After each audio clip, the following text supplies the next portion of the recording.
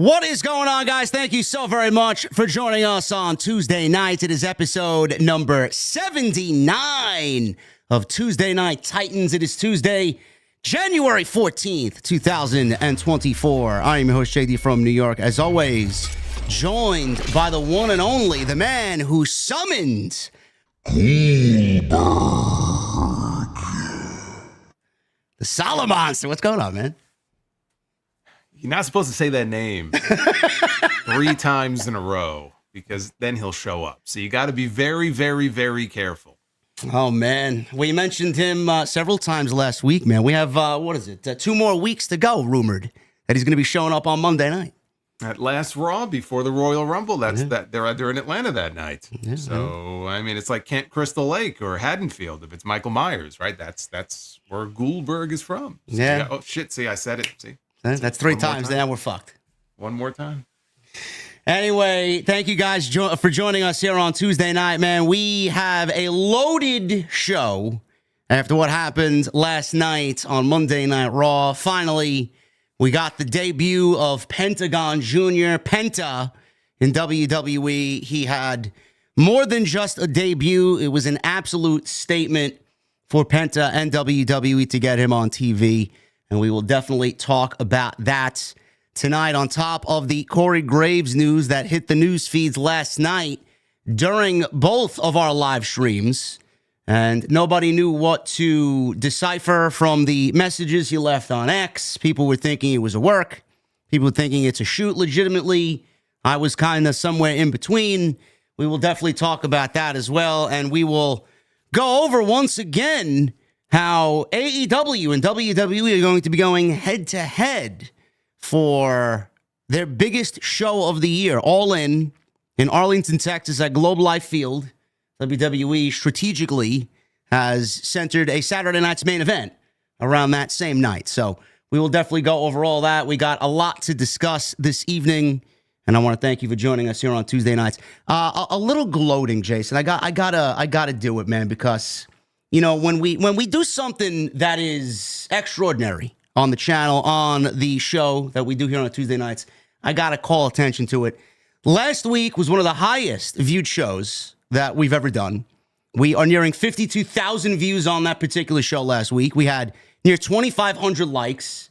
And get this, a 41-minute audience retention per viewer with almost 450,000 in YouTube metrics as far as people looking for the show, man. That is an unbelievable statistic.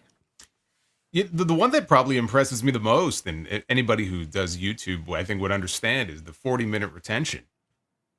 Because to keep people's attention for any length of time is hard enough to do. Yeah. But that's a pretty incredible number. Well, you know, you have that soothing radio voice, man. They're not here for me. Well, true, but be that as it may, you can still take a bow. I mean, it's okay. I'll allow it. Yeah. But no, I mean, seriously, those are incredible numbers, and we were talking about that the other day, and so I just want to say thank you to everybody who has sought us out. If you are new or if you've been with us since day one, it doesn't matter to us. We appreciate you all the same. Thank you very much, guys. Without you, neither one of us are where we are right now, so it's all thanks to you guys. So appreciate it very much, and thank you for making Tuesday night's appointment viewing for your pro wrestling fix. Jason, we're going to be somewhere on Friday, man. You want to fill us in on where exactly that's going to be and who's going to be on the show? We are going to be in a cold climate on Friday. We're going to be in Chicago in January. I can't wait. It's going to be great. It's going to be great. And it's going to be quite colder than it was in September when we were there. But we have our first House of Glory show of the year. It's our second trip to Chicago in the last few months. Watch the Throne. We have Mike Santana, who's going to be defending his HOG World Championship against the debuting absolute Ricky Starks, making his HOG debut. I think someone that you and I are very familiar with. We've seen him on television before, this Ricky Starks guy. Yeah, not for a while. Yeah, he's a blue chip prospect. He is. I was going to say, we haven't seen him on TV in a while. But you're going to see him on your screens if you're streaming the event on Friday night. And we're actually going to have him back again the following weekend when we're back in New York. But also Zilla Fatu, going to be defending his Crown Jewel Championship. He and Matt Cardona. It's been a while since we've had Mr. Cardona in an HOG ring. He's been in the news this week, actually. He was on with Ariel Helwani the other day talking about some stuff. Yeah, his wife also blasted a troll on social media, which was a beautiful thing to see. His wife, yeah, I wouldn't want to mess with her. I mean, she let him have it pretty good. Well. So, yeah, he's going to be with us as well. And the Amazing Red, of course, will be in action as well. So a lot of good stuff coming up on Friday in Chicago. I know there are at least some people watching this right now who are likely going to be there. So we are looking forward to seeing you guys. If you want tickets, there are still some tickets on sale. You can go to hogwrestling.net. We're going to be at Logan Square Auditorium. It's going to be a good show. So if you can come out, make sure you come out. Will Ricky Starks win the HOG World Championship, man? Because I do believe the management over at House of Glory has announced Ricky Starks versus Charles Mason the following week. Could that be a championship match? I don't know. Well, you know, I mean, I that's a nightmare scenario. Yes.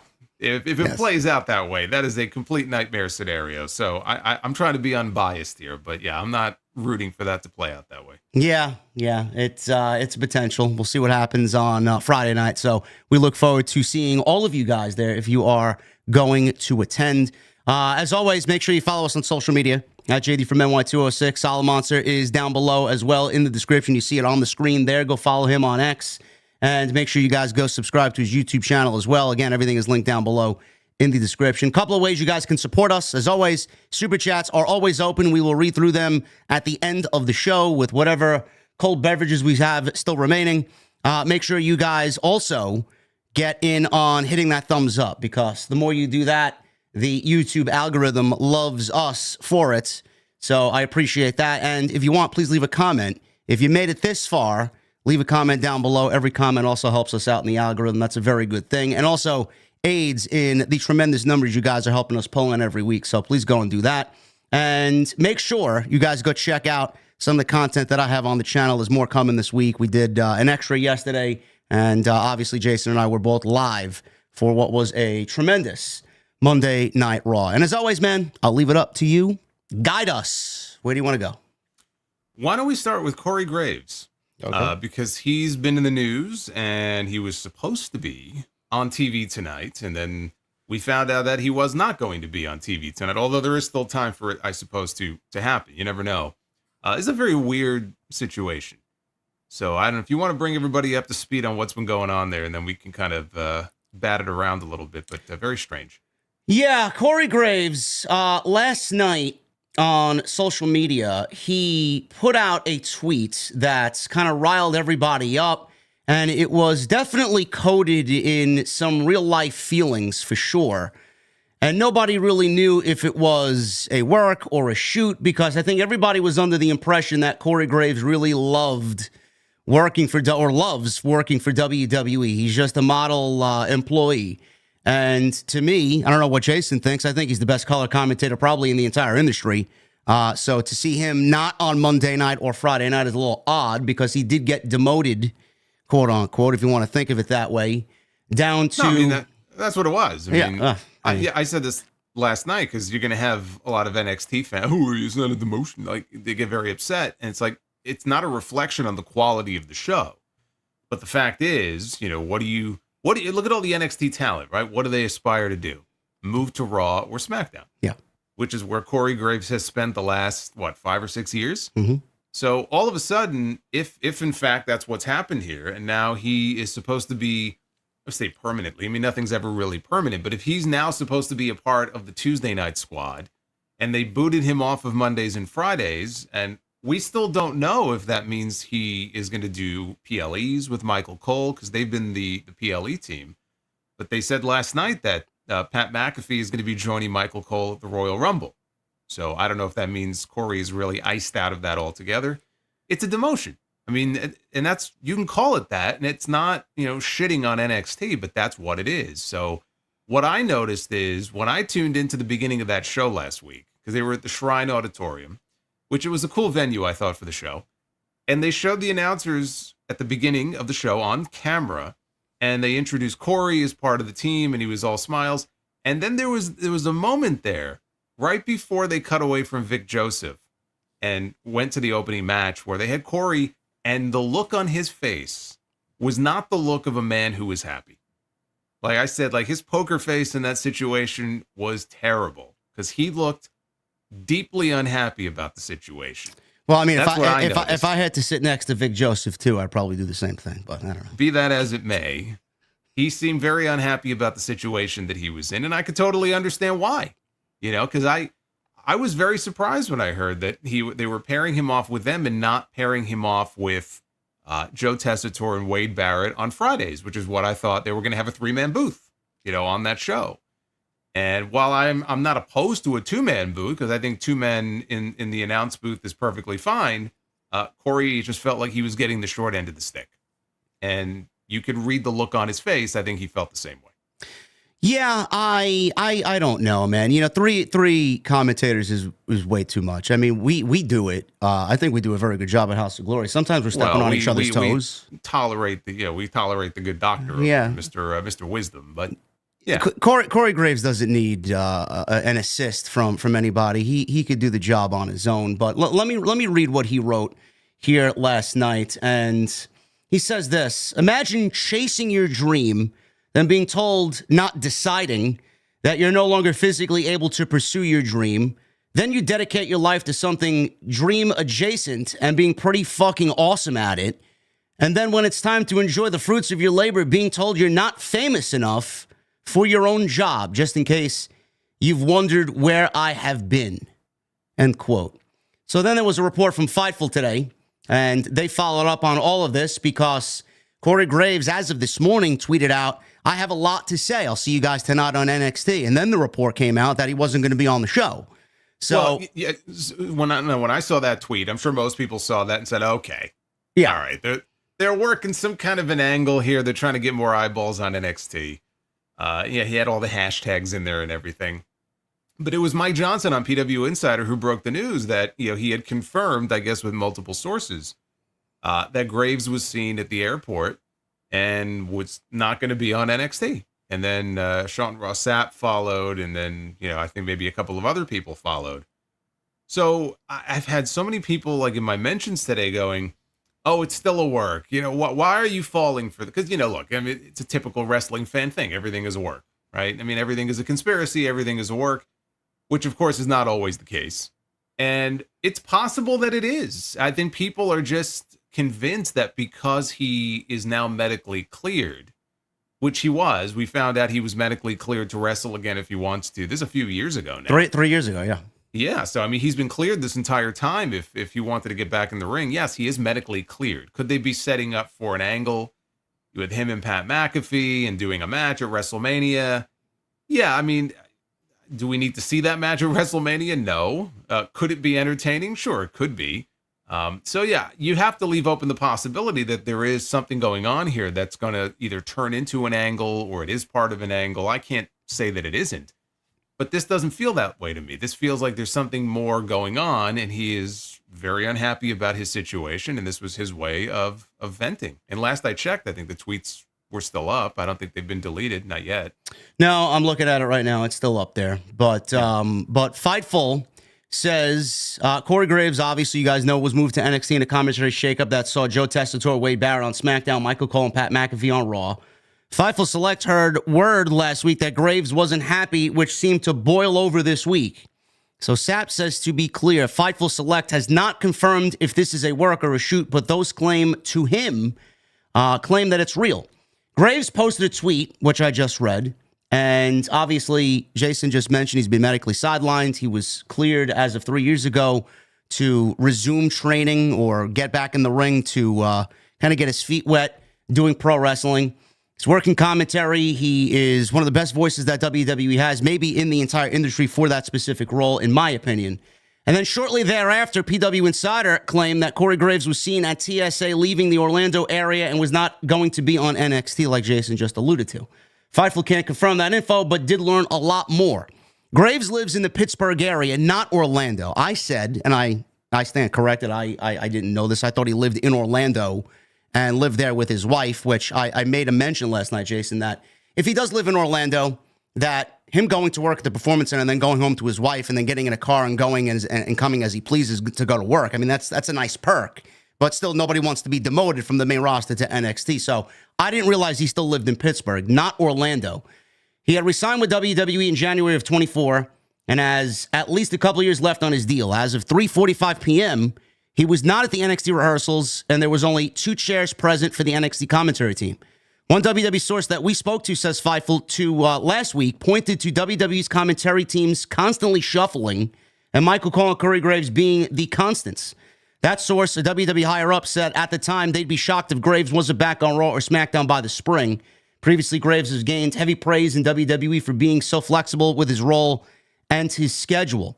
Then Corey Brennan of Fightful was asked about Graves on NXT this week and claimed by multiple sources that Graves was legitimately frustrated with being moved to NXT.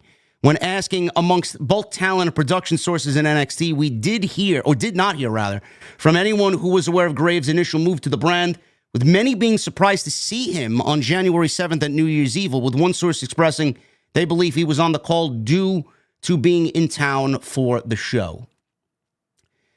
I don't know, man. It is there's no clear answer as to what this could be, and I don't really want to go and speculate on anything. But from just what we read here, it's fun to speculate. It is fun to speculate. I can't see it. This is just me speaking personally. I can't see Triple H and WWE casting Corey Graves to the side and treating him or mishandling him in this type of manner. I just can't see it. The guy has absolutely been the backbone of WWE's commentary team, the voice of WWE. They had him do color commentary. Then they actually had him do play-by-play, which he actually was very good at.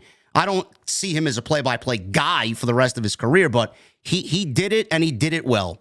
And SmackDown did not suffer with him at the helm there at all. I just can't physically see them mistreating him. I don't know how you feel about that, but I just can't see that happening.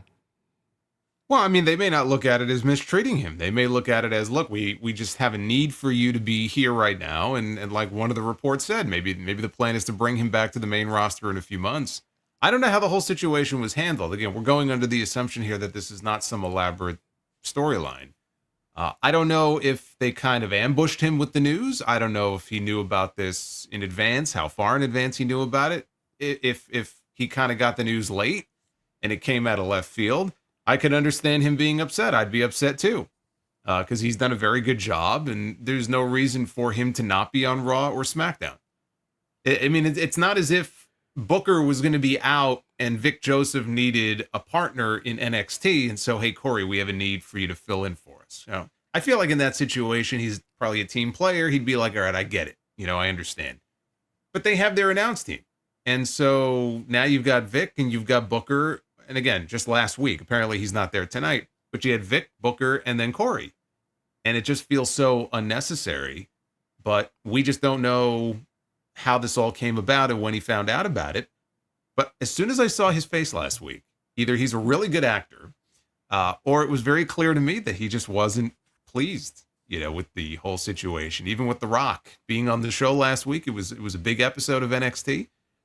It's a downgrade for him. You know, everybody is aspiring to go from NXT to the main roster. People don't, you know, they don't end up on the main roster and go, boy, I hope I can make it to NXT one day. Like that just doesn't happen.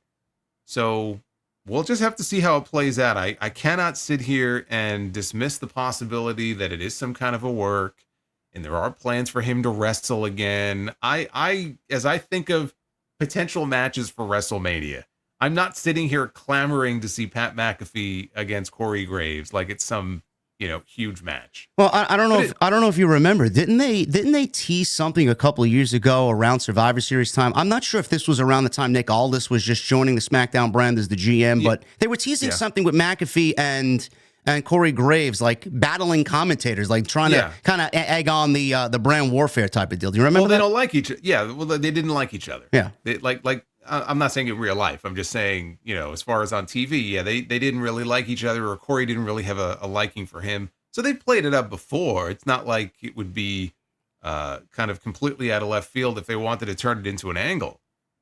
But I just feel like Corey is best utilized. Like, where could he be most valuable and useful to WWE? It's doing what he's been doing. And so I hope it all works out. Hopefully, if there is a disagreement, they could hash it out and, put this behind them. But I don't know that they necessarily look at it as, oh, hey, we're mistreating Corey Graves. We're casting him aside. I don't think that's probably how they look at it, but evidently he may look at it a different way. So we'll I know exactly how he looks at it, because I would be looking at it at the same way as Corey Graves. Like, Pat McAfee is obviously the one with one of the biggest sports podcasts in the world. So clearly they're going to go with him. Who's Pat McAfee compared to Corey Graves? He's on a much larger scale. But the way that I would look at it, if I'm Corey Graves, I'm thinking the same way that he is. I mean, this guy has done everything that the company wanted, and come their biggest Monday Night Raw of all time, with him being the one of the centerpieces of their commentary team, asked to not be a part of that. Yeah, you're gonna go do New Year's Evil on January 7th. Man, fuck Netflix. Like, I would be fucking pissed. Yeah, but I mean, the plan was always for Cole and McAfee to reunite for the Netflix debut. Like, this is not like that wasn't unknown. Like, we knew that at the beginning of January, McAfee's going to be back. College Game Day and all that stuff. It's going to play itself out. He's going to come back just like he did last year. And they were going to be the team. Like, we knew about this in September, that Tessitore was going to flip with him. So this was not like out of left field. So I never expected Corey Graves to be on Netflix or part of that crew. But just the idea that he wouldn't be a part of either of the two big shows, that's very strange. I don't know why, they would make that decision, or when they made that decision. That's what I mean. Like, I would be very curious to know, when did he learn about this? And maybe he just felt slighted because it came out of left field, and it hurt his feelings. And I would feel the same way. Like you said, I would feel the same way too. Now, would I go, tweeting about it and all that? I don't know. I don't know. But obviously he seems very upset about the situation. I hope it works out. Because like you said, Corey's a very good announcer. He's very good at what he does. And I would hate to, see him not be there anymore. But I think now we're getting a little ahead of ourselves. Yeah, you think seniority would take the reins there, and they move Wade Barrett back down to NXT? No, not about. It's not about seniority though. It's about. Oh, is that too logical? So it's about celebrity, like you said. Pat McAfee's a bigger name. No, I'm talking about Wade Barrett. Why didn't they move Wade Barrett back down to NXT and pull Corey Graves? Wade Barrett. True, but Wade Barrett and Joe Tessitore, they gelled very well together. They became a very good team. We don't know if that maybe was a USA Network call. Maybe USA Network, wanted them to be the team. Maybe it wasn't just a WWE decision. Maybe they had their hand forced by network forces. That's what I mean. We don't know. It's a very strange decision to make in the first place, which is why I would love to know how this all came about. Yeah, hopefully we get some resolution to this. I would love to see Corey Graves back on TV. And if it doesn't work, good luck to him. And if it's setting up for a match for some odd reason for WrestleMania, listen, man, it's what he's wanted. He may want to close his career the way that he wants and then get back to doing commentary. We'll see what happens. But it is definitely a weird story that just came about last night. Rock, speaking of weird, seeing Rock on NXT was a little weird. Yeah, we were doing the show last week when Rock was on. So I was seeing some of the comments in the live chat. Oh, he's mentioning JD. Look, he's burying JD on live television. Yeah. So, I was like, okay, yeah. Sure. Right. So I go back and I watch it. And I was just, I still don't quite know what to make of it. But I guess was just shocked. He clearly went out there with no plan whatsoever. Nothing. Like, and he nothing. was a little stunad with the tequila. Yeah. Him and his Terramana. You could tell he had a little bit too much Terramana maybe before he came out. So he's out there and he's dropping F-bombs every 5 seconds, which is fine if you're on YouTube, but obviously they were on the CW network, which, by the way, they put the entire segment unedited and uncensored on their YouTube channel. I don't know if it's still there. It probably is. But he's just, the fact that he went out there on the night where they crowned a new NXT champion and they crowned a new NXT women's champion. So in many ways, it felt like the beginning of yet another new era of the show. But they end with The Rock, of course, because it's The Rock. But he just goes out there, and it was so clear to me. Why was he on the show? One reason. To pop a number. Yeah.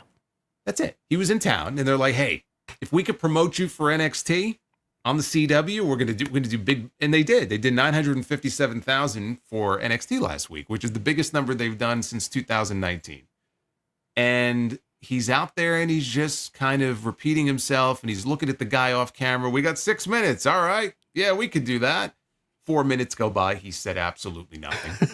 And then he's like, "Oh, we got 2 minutes left. I should probably cut a promo right now." And he's talking about how NXT. He made a comment at one point. This blew me away too, where it's easy to pay for a ticket to come out to see the stars, but to come out to like an NXT show, you got to be like a real fan, as if they have like no stars whatsoever. Like, clearly like it's the minor leagues, and the fact that you guys are here right now, you guys are really committed. Like you're big time fans here.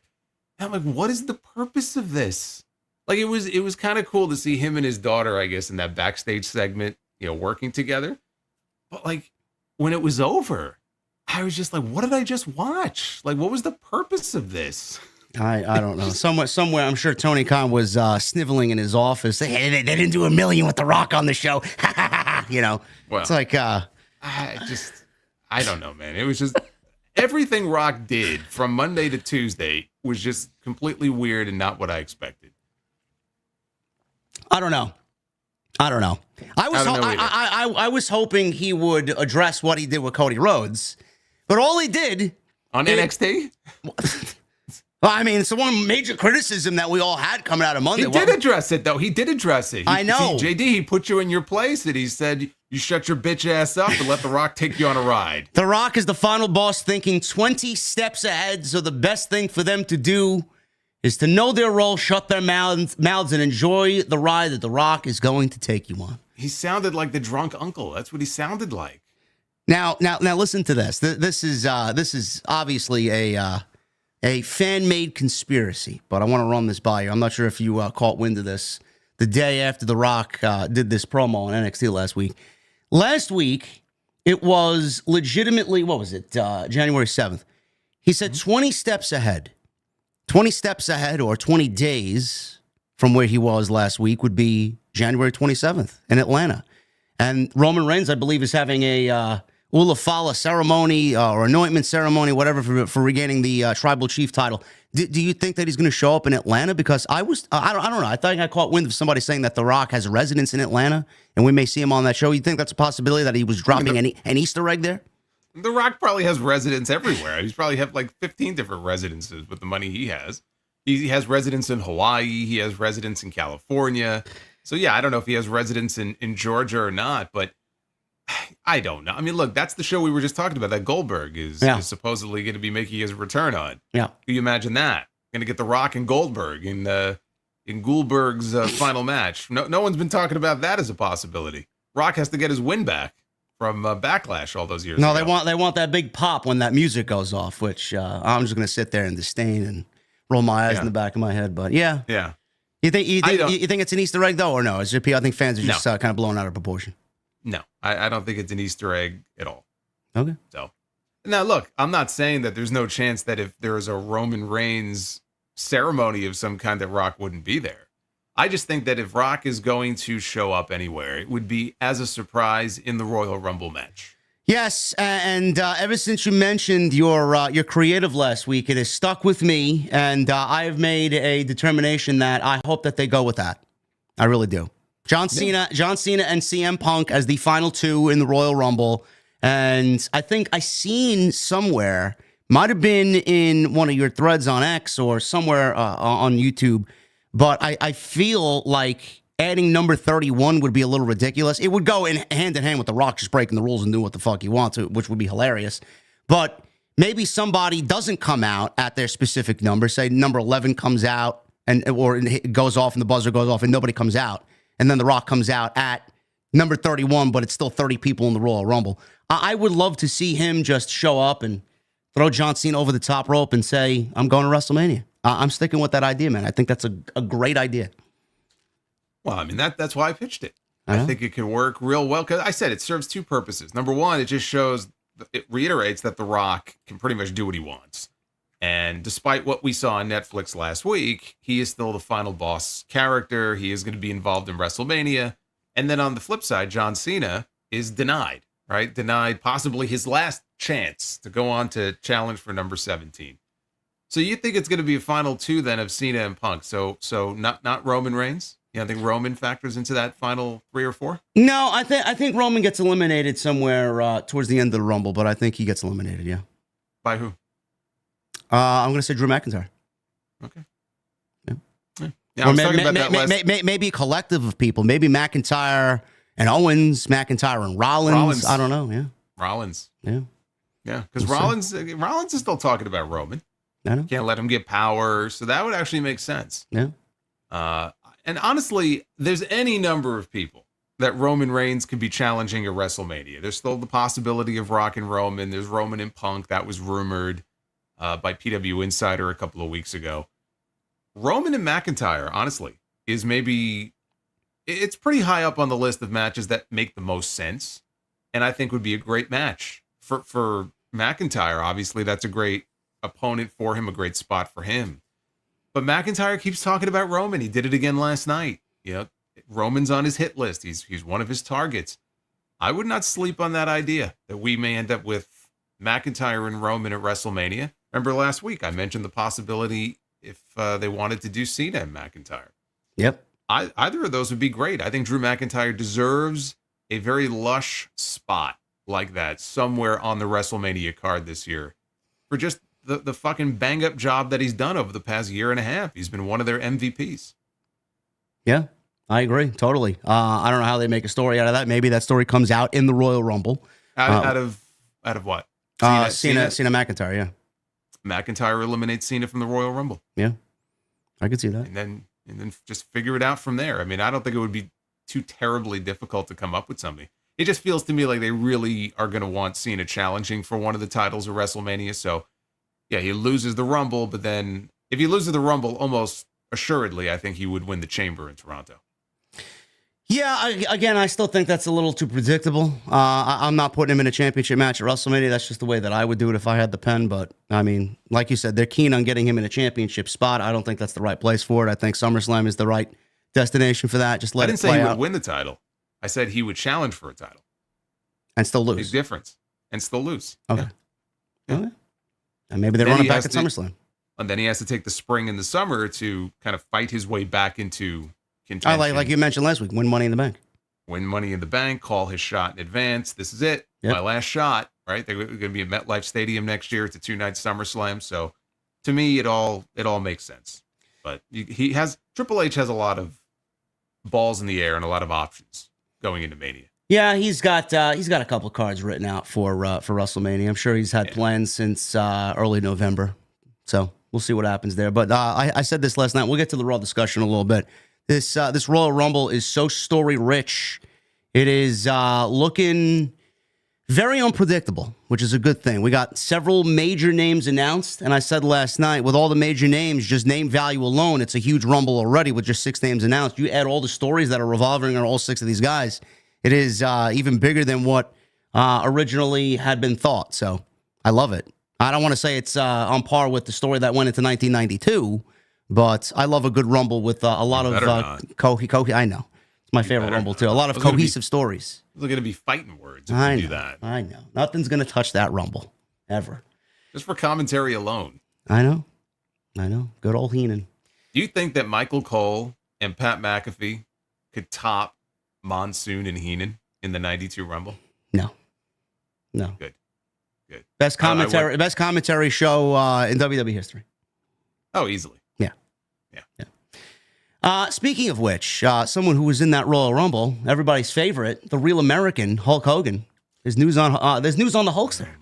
I know. Listen, I got to congratulate this guy over here. This guy uploaded his rant from his own podcast on Sunday. He had a great rant on Tuesday night last week. I gave him 4 minutes to just fucking, all right, go off, and he did. I didn't listen to his rant yet on the sound off, but what this video do, Jason? You upload like 40,000 views on YouTube? I think it's up to like 47. It's on its way to 50,000. Oh my God. A lot of people hate Hulk Hogan, man. Unbelievable. Well, look, I mean, I haven't even gone through all the comments yet because it's approaching 1,000 comments. So I haven't even gone through. I'm sure there's a good mix of opinion and, fuck off and that kind of stuff too. But It definitely got people talking, and by and large, I think the majority of the people were in agreement with what I was saying. So yeah, it definitely touched a nerve. Okay, that's good for you, man. That's great. 1,000 comments. Holy shit. Yeah. Yeah. TNT numbers. Well, I mean, I don't want to have to be. I don't want to have to be the one to sift through those comments. I don't know if you got. I don't know if you hold comments for review or not, but who knows what's in that comment section, man? What's festering there? Who knows? It's like, remember the Toxic Avenger would come out of the sludge? I'm not ready to dive in just yet. Oh, my goodness, man. Hogan, after last week on Monday night, there was an immediate news piece that came out that Fightful and Sportskeeda put out. WrestleVotes shared that fans may not see him as often on television after what had happened on Monday night and the debut on Netflix. WrestleVotes added that WWE makes big numbers for Hogan's merchandise. I think they may do a lot of documentary interviews with him going forward. I think they may have him on commercials. His numbers do incredibly well on WWE Shop, which I guess they do. I don't know. Maybe. I'm kind of surprised to hear that, being that everybody dislikes him so much. I don't know, because whenever we hear about, occasionally we'll hear about like who was in the top 10 merch sellers this month, and we hear like Steve Austin always on the list. Yeah. And you hear Jey Uso or Cody. I never see Hogan's name on there. That's crazy. So I don't know. I don't know about that. Yeah, WrestleVotes is saying that his numbers do incredibly well, and they're going to keep him around. But as far as live appearances, says WrestleVotes, you may not see him as often, which I think would make a lot of people happy. Then there was the news about the backstage reaction to Hogan's viral WWE Raw appearance and the reaction that he got from Los Angeles. Fightful reported that Hogan has been slated to make several future appearances before the segment. The report noted many we talked to in the company weren't happy that was a common talking point emerging from such an important night for WWE. Well, maybe you shouldn't have sent them out there. There were specifically a number of people that told us they brought up the possibility that he would get booed. WWE kept his appearance limited due to his physical condition, and that's why he was positioned at the entrance ramp. Those backstage said Hogan was surprised and disappointed that he got booed and was brushing it off. The report added that a source said that they believe WWE would probably consider the context in which Hogan is used moving forward, and said that many knew the reaction was a possibility. One idea mentioned by someone in the company is that they could use a more modern WWE talent or legend to help endorse his Real American beer. That's great.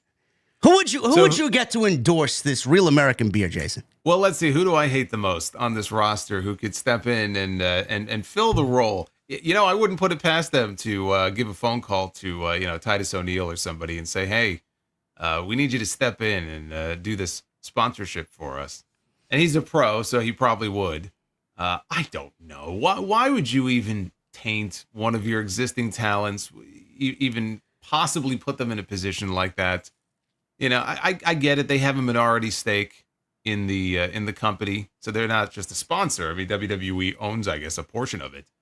I don't know. I mean, Cody's already got his Wheatley American vodka sponsorship, so I don't know if there's any overlap there with the hard stuff and beer. I don't know if they want Cody necessarily doing that.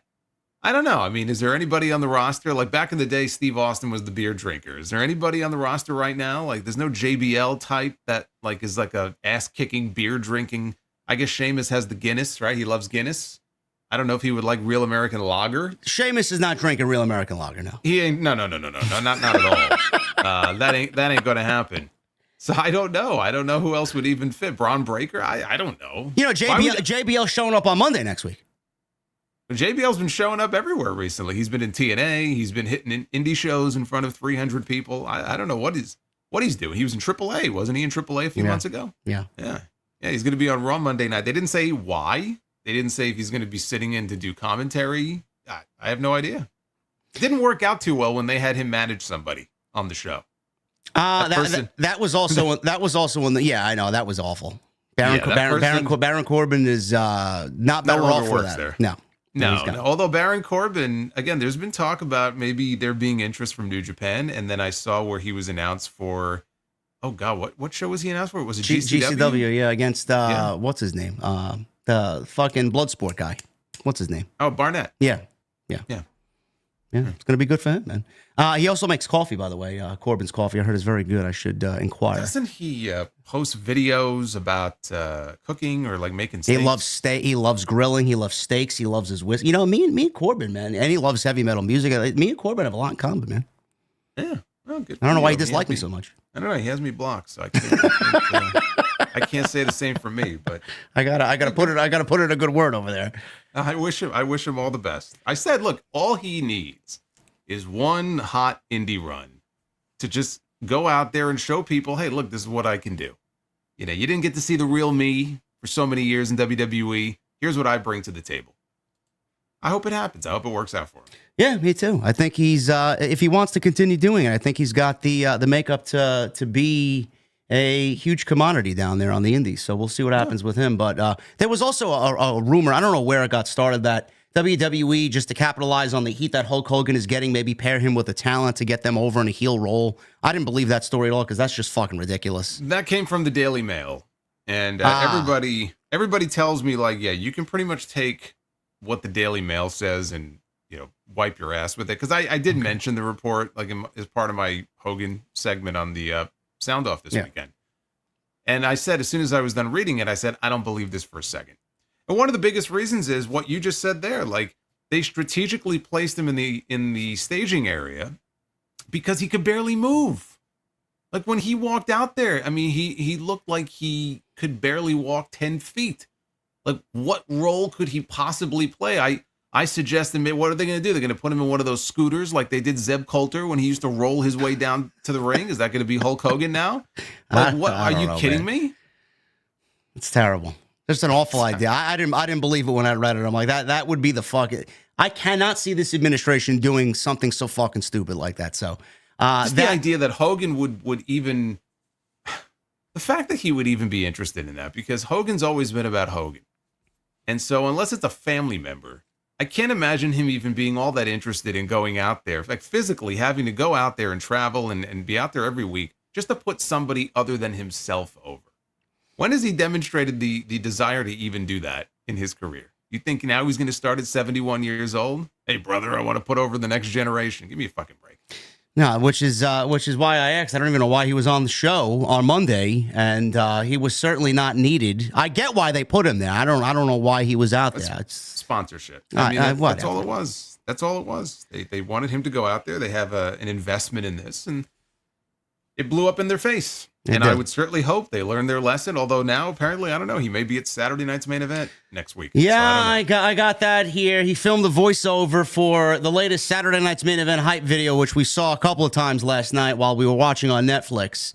And while speaking on The Observer, Meltzer noted that Hogan is slated to be at Saturday night's main event on January 25th. It's unclear what exactly WWE has planned for him. This is also surprising considering Jesse Ventura, who will be at the show making an appearance, doesn't like Hogan because Hogan tipped off Vince McMahon about Ventura's plans to try and start a union back in the day. Yeah, I mentioned that. I mentioned that too. I went in a bunch of different directions in my rant, because I said there's a lot of reasons that people might want to boo Hulk Hogan, politics aside. And I said, you could obviously point to all the stories over the years of him being selfish and self-centered and sabotaging people and looking out only for himself. And then, of course, there's the story about, him ratting Jesse out to Vince in '86 when Jesse was trying to organize a union, which I love that story. That's one of my favorite Jesse stories when he tells it, because you know how he found out about that. Like the moment he found out about that. How? You don't? Okay, well, so real quick. So he sued Vince about something unrelated. That's why he left the company in 1990. And it was about royalties. So his lawyer deposed Vince. And in a deposition, you can have your lawyer ask about anything you want. He's under oath. So he tells his lawyer, look, I know this doesn't have anything to do with anything, but ask Vince how he found out that I was trying to organize the boys, for a union. He goes, okay. So in the deposition, the lawyer asked Vince, do you recall this or whatever? And he said, yeah. Because Jesse was he was running his mouth about something to the other guys. He goes, how did you find out about that? And he says, like, without any hesitation, he goes, Hulk Hogan told me. because up to that point, like the two of them had been friends. Like Jesse boy. had no idea. And so when he found out, he was like, his jaw dropped. And from that day forward, he was like, yeah, fuck this guy. Because he had no idea that it was Hogan who ratted it. But Vince was like, yeah, Hogan told me. Probably ran to a payphone and put the quarter in. Hey, Vince, you'll never guess. Yeah. So that's the source of that. Well, which makes it all the more hilarious that Vince is not there, so Jesse could go and resume Saturday Night's Main Event like it's fucking 1980s. And now Hulk Hogan is back with the WWE with the sponsorship for his beer. How do they use him, Jason? After what we saw on Monday Night Raw, the debut on Netflix, how do they use him on Saturday Night's Main Event on the 25th? Do they put him in front of a live audience again and risk that happening again? Because you know it's going to happen again, and the fans know. And if they see Hogan, they're just going to try and outdo what they did in Los Angeles. That's how the fan base is. But do you see them putting him on television? Number one. Number two, they really haven't announced Jesse Ventura for this show. I think the last time we heard about it was coming out of the last show, and they've done nothing but show Hogan on the advertisements for this video package. So I'm assuming we know Jesse's going to be there, but the fact that they've announced Hogan or put Hogan front and center, we all assume Hogan's going to be there. So I don't know what they do here. It is weird because they have not mentioned Jesse at all. And even on the show last night, I think they mentioned as far as commentary. Maybe that's what I was thinking of when I mentioned McAfee said that he and Michael Cole are going to be on commentary for that show, which they were on the first one, but there was no mention of Jesse. Yeah. So I don't know if something changed. I don't know if maybe Hogan. Jesse was, well, I was going to say, maybe Jesse found out, well, if Hulk's going to be there, count me out. So yeah, I don't know now because there's been nothing said. Jesse himself said like, he'll be in San Antonio, but that was a month ago. As far as Hogan, do they put him out there? Maybe they put him out there thinking, okay, the reaction will be a little bit better, which it might be, because they're in Texas and Hogan was always very popular there. I don't know. Even if you put him out there and he gets a rousing reception, like what is he going to do? He's just going to plug his beer again. Like he doesn't serve any other purpose on this show. He doesn't bring any other value to the show. Like, how else are you going to use him? If you assume the fans are going to be negative to him, then it's not like you're going to send him out there and have a heel bully him because they'll probably just get cheered. So, like, I'm not even sure what else you would do. My guess is they might put him out in front of the crowd. It's just going to be him either in the back or on stage, cutting a Hulk Hogan promo. Just like he always does. Well, let me tell you something, brother. And the same shtick that we've seen for 40 years. It'll be 3 or 4 minutes. And that's 3 or 4 minutes that could be dedicated to something else on the show. Yeah. I don't know. I'm not excited for him in any capacity. And I hope they don't put him in front of television. A backstage vignette or him drinking beer backstage and chatting it up with the New Day or something. I don't know. Whatever. I mean, look, when he was in TNA, so how we're going back now, what, 15 years, 14 or 15 years when he and Bischoff, actually, I think it was 2009, when they came to TNA. I can think of very few times, even then, 15 years ago, that he brought any real entertainment value to the show. Honestly, the thing that stands out to me the most is there was when Sting was doing his Joker Sting gimmick. And they had a very innovative way that they were shooting backstage segments. It was almost cinematic in a way. And there's just one segment I'll never forget where they were like the camera was almost eavesdropping through like the blinds in Hogan's office, and Sting was playing his Joker Sting gimmick, and he was like roughing Hogan up, and Hogan had a look on his face like he was shitting his pants. Like that might have been the most entertaining thing he did in all the years he spent in TNA. And that was 15 years ago. So now he's a lot older. He's all crippled up. People like him even less now. He was barely bringing any value to the show then. What the hell is he going to bring to the show now? They don't need him. Nothing. Maybe he drinks a beer with American Made, being that he's got real American beer. Maybe Chad Gable and the Creeds are drinking beer. Right. Yeah, Hogan's going to be like, I want to work with Chad Gable, brother. And like, are you fucking kidding? Have you been drinking? I think you did sneak that bottle of real American beer, and you're holding out on us here. I got nothing alcohol-wise tonight. I got a nice cup of coffee here. Speaking of the real American beer, thank you guys for generously donating for the taste test that is going to be coming soon. They don't sell it in New York, which apparently Hogan doesn't think that we're American enough here in New York. So I got to go and get it while we're in Chicago. So I'm going to get me and Jason a can of real American beer, because right where we're staying in Wicker Park, there is several places around the area that sell. So I will be buying it there, and I will be bringing it back here so we can have fun with that. But yeah, Hogan, Saturday night's main event. Expect to see him in a couple weeks, and hopefully we start to see no more of him after this next appearance in San Antonio. We will shift gears to... You remember the last time that Hogan was at a WrestleMania in Las Vegas? What happened? What did he do? He sabotaged Bret Hart at the end of the show, and he took the belt back. Oh, yeah, that's right. Yeah, that's all the way back at Don't WrestleMania get any 9. ideas now, brother. No, that was awful, huh? Holy shit. I actually enjoyed that WrestleMania for what it was. I didn't hate it as much as other people. I think it gets shit on more than it deserves. Like, there have been worse WrestleManias than that. It didn't necessarily feel like a WrestleMania because it was kind of small, and I mean, you had people dressed in togas, for crying out loud. But coming in on camels. Yeah, Bobby Heenan. Yeah. That's right. Backwards. Came in backwards. Backwards on a camel. That's right. Undertaker and Giant Gonzalez was pretty fucking bad. Yeah. Some of the storylines going into that show were very questionable. I mean, Crush and Doink and Mr. Perfect and Lex Luger was a little disappointing after all the build-up that got. Didn't think Crush and Doink was so bad, actually. The story, like going into it, where I'll say this: when he beat the hell out of Crush with the cast, because that's what they built to. Like, I remember watching the shows every weekend, and there was just a clown every week, like making balloon animals in the crowd. And I'm like, what the hell is this? And then he was like, with a little flower, he was spraying water in kids' faces. I'm like, that's kind of funny. But they did that for like a couple of months. And then Crush, saw him bullying people. I was like, hey, brother, don't do that, brother. And Doink is like, okay. And then finally, he was in like a fake cast. And when he beat the hell, like he hit him in the back of the head with the cast. I thought he murdered him. Yeah. And all of a sudden, it went from a joke to like, holy shit, this guy looks like a psychopath. Listen, that was a great fucking character, man. I don't give a shit how goofy it looked. Great character.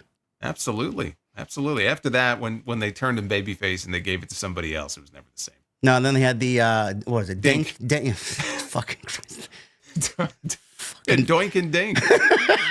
Don't you remember the Survivor Series where they wrestled Lawler and his he was queasy, cheesy, sleazy? No, man, please. You're gonna make me nauseous, bro. Come on.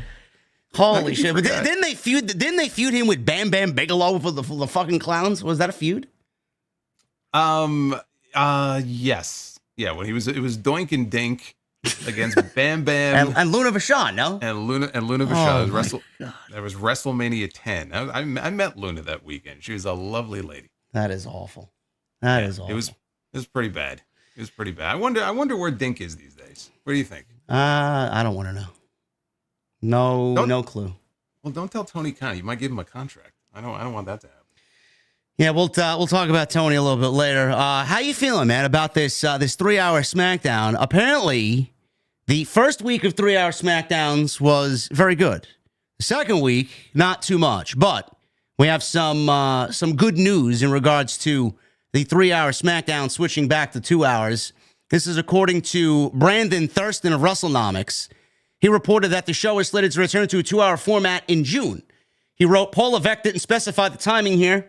I've been informed SmackDown is planned to return to a 2-hour format beginning in June. WrestleVotes had first reported this in September after it was first reported that the show was being extended to 3 hours and before the announcement by WWE was made. I said this last week, and it kind of looks like it's the same mindset here. It looks like, Jason, they want the 3-hour shows to at least take them through WrestleMania season so they can maximize the hours that they have to tell the stories that they need to tell. And going into WrestleMania season, maybe we get a draft out of it. I hope not. But I'm glad that they are planning to move back to 2 hours, because what we saw on Friday, the wrestling itself was not bad. I mean, when you put guys that they put out there wrestling every week, it's not bad. But mixed with the crowd and the length of the show and the fact that there was no real story coming out of that show on Friday night, it was a fucking chore to sit through, man. That was fucking boring on Friday night. Well, the way that I described it, what you had there, you had a 2-hour roster stretched to 3 hours. And it felt like it. Like the show did not need to be 3 hours. It's the way I used to feel about Raw years ago. It was 3 hours starting in 2012. So you can imagine how awful those 3-hour Raws were in 2018, 2019. I mean, you sat through those same shows, so I don't have to tell you that. And I'm not saying SmackDown was as bad as those shows, but it just felt like, man, this show is being stretched and it doesn't have to be this long. And it was boring. I mean, the third hour was the strongest of the three. I thought the women's four-way was pretty good. The one thing I did like was the emphasis on Jacob Fatu. Yeah. Because he was featured in multiple segments, which tells you a lot, I think, about what they think of him and his standing. And you're going to be seeing a lot more of him, in the future as time goes on. So, I mean, that was great for him. But yeah, I'm sitting here and I'm like, man, this show is just a slog to sit through. And the fact that this is only temporary is great, but June is still quite a ways away. So we still have many more months of this. I think you're going to see some weeks where the show is really good. You'll have weeks like we had, unfortunately, on Friday, where it is really a chore to sit through. And it can be very Jekyll and Hyde in that way. They've also been hurt by injuries as well. So, I understand that. But let's talk just briefly here about this transfer window, because up until last night, the only transfers that had happened were on the announced teams. Now, this transfer window, we've been hearing about this for how long now? At least a month. Yeah. Maybe a month and a half. Why are we first learning that last night the Wyatt Six has been moved to SmackDown? I'm like, finally, at least we got some. I don't understand it, but I mean, at least we had some kind of a move, because I would have moved American Made. So now they moved the Wyatt Six, who already feuded with American Made. And I'm like, well, now I don't know what the fuck they're going to do. And it seemingly feels like they dropped the Final Testament story out of nowhere too, no? Well, not seemingly, they did. They did. Karrion Kross mentioning it in a backstage segment last night. That was the blow-off to it. So Uncle Howdy got beat, and that's it. Now he's on SmackDown. So I don't know if they're going to move American Made or not. But this transfer window, it's like, what is going on with this thing? Like, are you moving people or not? Because I thought it was a great idea if it takes us away from the whole draft, which I think was just a complete fucking bore last year. And it was just terrible television. I like the idea of having a transfer window, let's say twice a year, like a trade deadline. Yeah. So maybe at the beginning of the year, and then once maybe in the middle of the summer, towards the end of the summer. And that way they can move the chess pieces around as they see fit. You could have the GMs orchestrating trades. I love the idea, but they've done practically nothing with it so far. They've teased like McIntyre. They've teased Bayley, but they haven't actually announced anything outside of the Wyatt Six. Like, what's going on here? Yeah, I don't know. I'm in agreement with you on that. I feel like the shows could use it now, but I feel like WWE is going to wait till after the Royal Rumble, because I'm sure there will be, both for the men and the women's Rumbles, surprises from NXT, some call-ups, and then they'll just seamlessly just kind of move those people that they put in the Rumble for those specific matches and just kind of move them to Raw or SmackDown, wherever they feel like they fit best. I hope that it closes around the Royal Rumble weekend time. So another couple of months of this, we get to February, and then we close the window. I know Bayley is teased moving from SmackDown to Raw. Like you said, the Wyatt Six are now on Friday night from Raw. I could have sworn that we were maybe getting Sami Zayn and Drew McIntyre to move from Raw to SmackDown. I don't know who else could be moved. Well, again, I bring this up because it almost feels to me, and that's the other thing, we haven't even been told of like there being a deadline. It's just sort of open-ended. Yeah. Like, there's a transfer window. Nobody knows if there's conditions on it. Nobody knows when it ends. It's like a portal that's opened. We don't know when it's going to close. And I bring this up because we used to shit, and I'm sure you did too. You used to shit on Vince McMahon with this whole, the wild card rule, right? Oh, well, we'll just call it the wild card rule. And that way we could just move people about as much as we want to. And it just feels like this is Triple H's wild card rule, where, we have a transfer window, and then they don't tell us anything else about it, but it allows him to have Drew McIntyre just randomly show up on SmackDown, and Bayley could just randomly show up on Raw. And okay, fine, but there has to be some sort of explanation here for what's going on, or actually announce a move, announce a transfer of some kind. So it feels like people are being a little easier on him, but is he not doing basically the exact same thing that Vince McMahon did that everybody shat on him for? As of right now, he's doing the same exact thing, yes, which is quite surprising, because I know everybody shit on that. and we're waiting for something to happen here, and we're hoping it's not the same thing. Yeah, so I mean, call them out for it because this has to be handled a little bit better than it has been so far. And if it was something that they wanted to do around Royal Rumble time, then you could have started it at the very beginning of the year. Again, this started, I want to say it was early December, and they were talking about maybe it would close at the beginning of the year. And then the beginning of the year came, and it's still ongoing. Like, okay.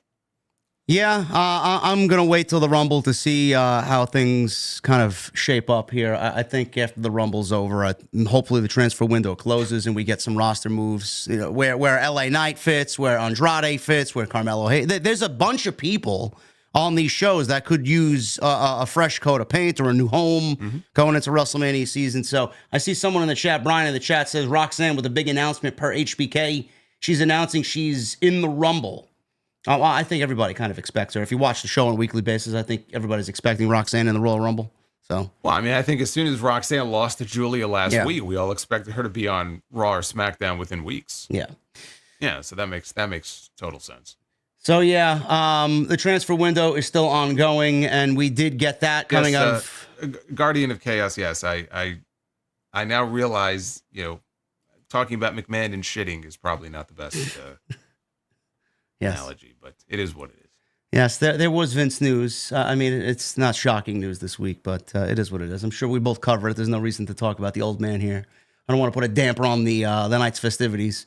But we already talked about Hogan. That's more than enough. Enough of the old men. Yeah. So SmackDown is moving back to 2 hours back in June. So you guys do have a stop on the torture for 3-hour SmackDowns on Friday night. But during WrestleMania season, I don't think we'll feel.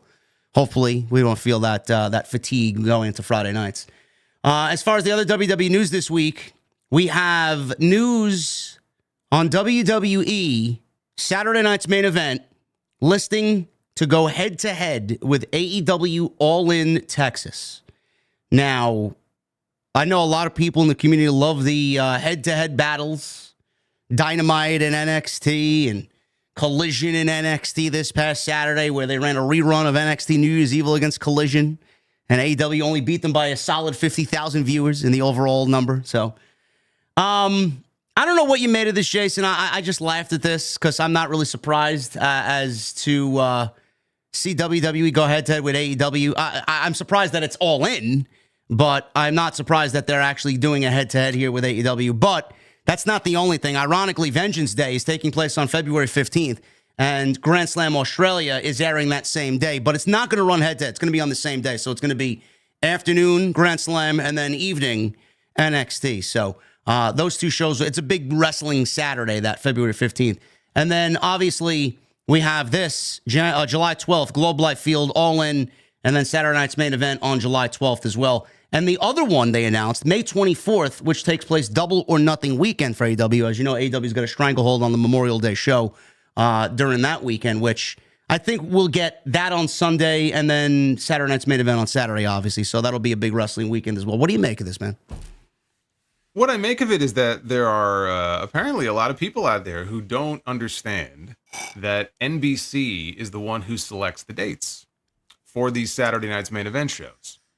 And so we know there are 4 of them that they're contracted to every year. So we're having the first one, not this weekend, but next weekend. The next one in May, one in July, and I don't remember what the other date was. September, maybe? I don't remember what the other date may be.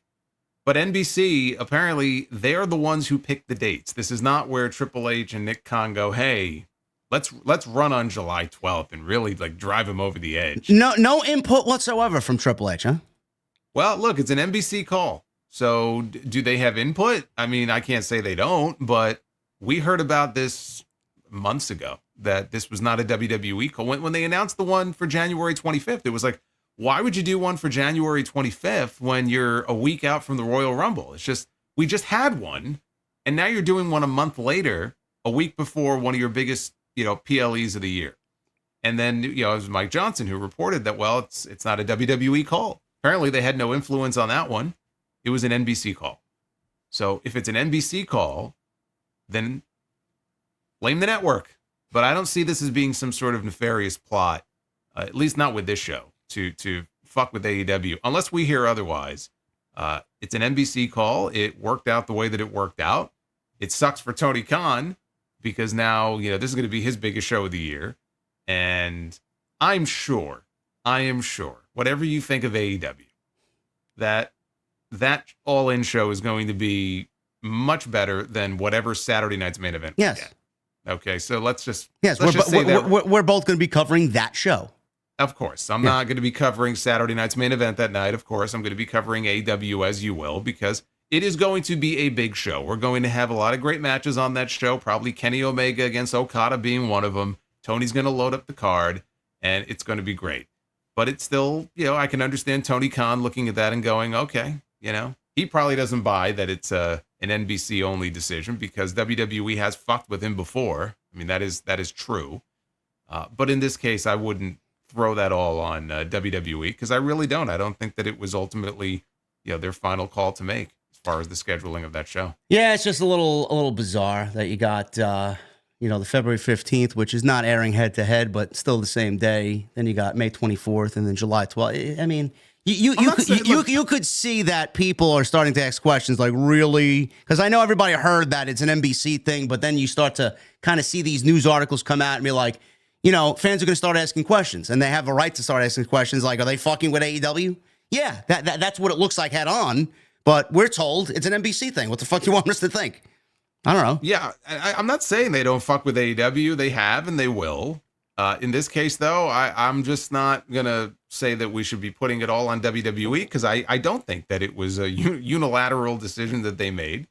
I'm sure that doesn't make Tony Khan feel any better, but yeah, I mean, look, they've done this stuff before. Like we've talked about Labor Day weekend, right? When they were doing, was it Clash at the Castle on the same weekend as All Out? And yes, they've pulled stunts like this before. And the Vengeance Day thing next month, even though it's not necessarily head to head. But that's the way it goes sometimes. That's the competition. That's how it works. So Tony will just have to put together the best card he possibly can, and I'm sure he will. Now the sickos are probably all ganging up on Solomon, so getting ready to blast him on Twitter. I knew he was a Triple H shill, man. He's defending Triple H. I just told you. I just talked about the fucking Triple H and the transfer window and Vince McMahon and the wild card rule. I mean, again, people hear what they're gonna hear. So. Oh, those sickos, man. Those sickos, man. They just take everything out of context. But yes, listen, It sucks for us. I would rather cover one show and then worry about another show on a different day. But, it is what it is. We got a big weekend. You know what I don't like is the fact that all these big weekends have a wrestling show that correlates with that big weekend. Like, I want to enjoy Memorial Day. I don't want to fucking be home watching wrestling on Memorial Day weekend, but here we are. It's the life we chose, Memorial Day, Labor Day. 4th of July. Yep, 4th of July. I don't know, man. Thanksgiving. It's all over the place. Wrestling is all over the place, man. You can't get enough of it. Actually, there's more. Yeah, there's more of it now than ever before. It feels like. I know. It's just there's so much of it, and and not only I don't just mean like so many shows. Like even the shows themselves are getting bigger now. They're 3 hours instead of 2. It's too much. Speaking of big shows, WWE. There was a rumor, thanks to Bad Bunny, who might have been trolled. Oh, this is great. This is my favorite story of the week. WWE supposedly is going to hold Backlash in Mexico City. Now, Bad Bunny was interviewed, and apparently he mentioned that, he talked about the Damian Priest match in Puerto Rico, which was a great match, great event back in 2023, Backlash. So Bad Bunny revealed WWE's plans for Backlash to be held in Mexico. What can I tell you? It was nice. We were there until we could bring WWE to Puerto Rico. And man, I actually feel like it was good for them and everyone because I saw that last year. Backlash was in France, but now it's going to be in Mexico. They saw that it worked. So I'll stop there because he goes on and mentions something else. But Jason, I know you brought this up a couple episodes ago. I don't know who runs this account, and I don't know why they haven't been taken down. I guess it's a parody account. I guess everything's fucking fair game on social media. But this Wessel votes. Wessel votes, yes. You said it in the soundtrack. This fucking story has claimed another victim here in Bad Bunny. Well, for the people, yes. I had to block the account a while ago just because I almost got duped. Okay, so look, if you get duped by it, I'm not going to say that I wouldn't also get duped by it, but you just got to really pay close attention here, because what happened was, the first time, Dave Meltzer was the one who clearly he saw a tweet that Wessel, even just saying it, like I can't like not laugh. He saw a tweet that originated. Oh no, we got another Goldberg moment over here. It originated from Wessel. I just think of Elmer Fudd now every time I say it. So Wessel Votes had a tweet that Backlash in April was coming to the Tokyo Dome. Of course, I can imagine that Dave's eyes just lit up like a Christmas tree. And so he went on Twitter and said, okay, Backlash at the Tokyo Dome. He was probably booking his ticket as we speak. And then people jumped on him and said, oh my God, like he fell for a phony tweet from Wessel Votes. They had like a graphic for it and everything. Like, again, to be fair, it looked legit. I'm sorry. It looked legit. It had like the logo and everything. And but it's just the way Dave handled it, because when it became clear that he was kind of duped, he didn't just come out and say, oh, I saw it fell for it on a parody account. Like I think he deleted the initial tweet and then reported, I can confirm that it is not taking place. Like, wait a minute, you're the one who spread the tweet in the first place, and now you're like batting down. Like, you're the reason why it spread. So he was the first like big victim of Wessel Votes, and now it appears that Bad Bunny is the latest victim of Wessel Votes, because they put a tweet up that said Backlash is coming to Mexico, and again they had like a special graphic for it, like a special logo. That does not appear to be the case. So I don't know if this is going to become an ongoing thing where until we find out where Backlash is going to be, it's going to be from a new international city every month, right? First it was the Tokyo Dome, and then it was Mexico City. And then next month, Wessel Votes will put something out that Backlash is coming to Peru or something. I don't know, but they almost have to have it now from an international location, don't they? Like, it would be kind of underwhelming if they said Backlash is coming to, Gary, Indiana, or something like that. Like, what the fuck? Like, yeah, it would be like a huge letdown. Salt Lake City, Utah, Backlash. yeah, it's like coming to Newark, New Jersey. Like, what? I do think the rumor was last year after France that I think Nick Khan or somebody there said Italy might be next. Like, I could see that being the case. I would find it to be funny if Wessel Votes actually put out something with Italy and it actually ends up being right. But I think Jason, everybody knows that. Look at the luchador Mexican wrestling presence that WWE has on their roster. Angel, Humberto, Santos Penta, Santos Escobar, Rey Mysterio, Dominic, Andrade, you name it. And that's not the Dragon Lee. That's not going to be the end of it. I could see them holding legitimately, we're all, trolling about this fucking account. I could legitimately see them doing Mexico City. Might not be this year, but it could certainly be in the next couple of years. Mexico City, big stadium show. Imagine, we get proper stories and all their biggest Mexican talent highlighted on that show. It may be a troll now, but I do think it's going to end up becoming a reality. Yeah, no, absolutely. I mean, they certainly have the talent for it. And I mean, the way they sell tickets to these international shows, you don't think that show wouldn't do well? It would do great. I mean, come on, of course it would do great. I wonder though, like, because AAA, they own their own arena, like Arena Mexico. Yeah. And I know Tony Khan has the working relationship with CMLL. So where would that be? Azteca Stadium? No. Well, no. They're two separate venues, are they not? Yeah. One's bigger than the other, though. Okay. Well, I think Azteca Stadium, is like 80,000 seater or something like that. Well, they're not going to get 80,000 people, but yeah, I mean, if they want to run a stadium show, because that doesn't have to be a stadium show, like the show they ran, they've run certain international shows in regular, like Bash in Berlin. It was in a whatever it was, 13,000 seat building, Mercedes Dome Stadium, whatever the fuck it was, Mercedes-Benz Stadium.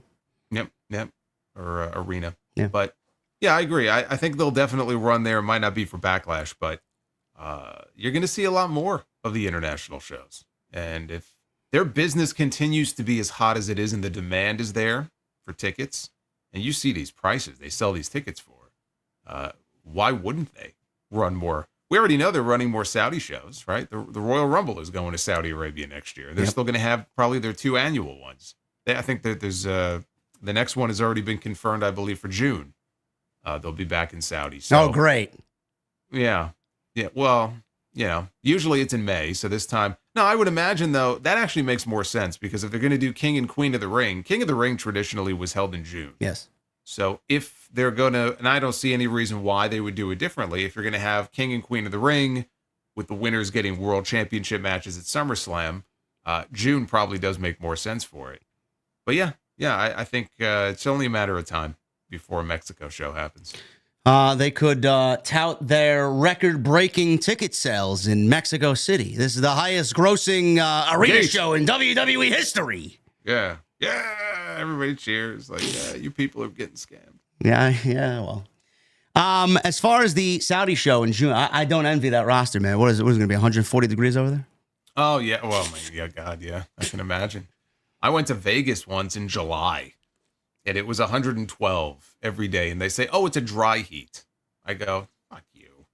What does that even mean? That's supposed to make me feel better? Man, we were there for the first Double or Nothing, man. I woke up fucking dripping in sweat, just going out of Caesar's Palace to go get a fucking Starbucks coffee down the street. Why is it so fucking hot, man? It's 8 o'clock in the morning. It's like 100 degrees outside.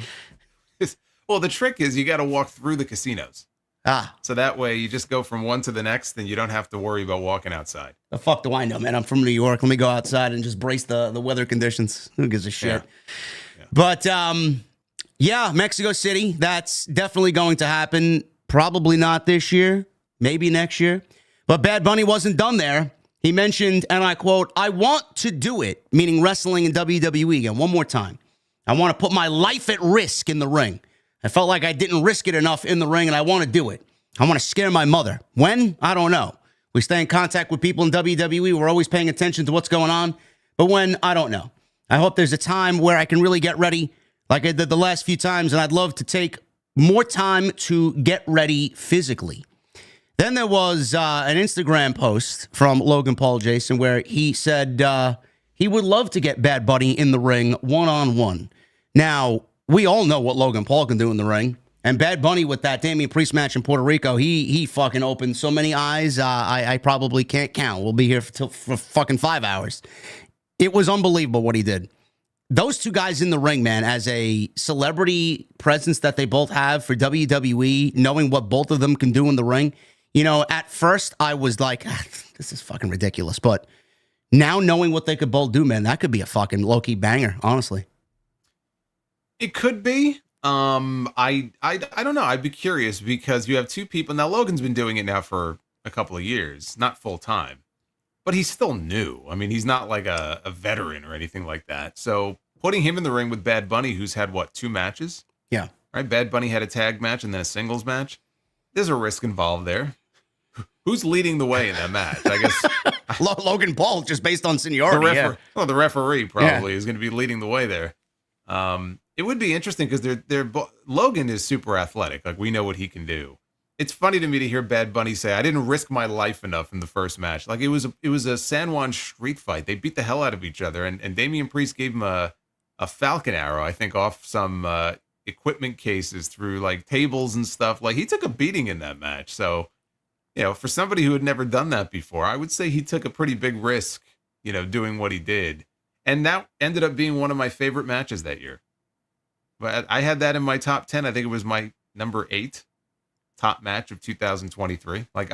It was just one of those like sports entertainment type matches that it was overbooked as all hell. Remember, Carlito came back and a bunch of people ran in, but it was so much fun. So yeah, I would love to see him back in the ring again. Why not? First time was that match was the perfect recipe of just everything being perfect. Where they were, the crowd, the perfect crowd, yeah, the crowd, unbelievable. Yeah. The entrance for Bad Bunny, I still go back and just randomly I think about it. I'm like, let me go YouTube that. Well, when he first walked out, they had like that drone shot. Yeah, it's fucking great. No, it was great. Yeah, so that's the news there as far as Mexico City. Bad Bunny, I'm assuming we'll see him back on WWE TV when, we don't know, but in this new Netflix era, they're going to go all out, and surprises will be aplenty for sure in WWE.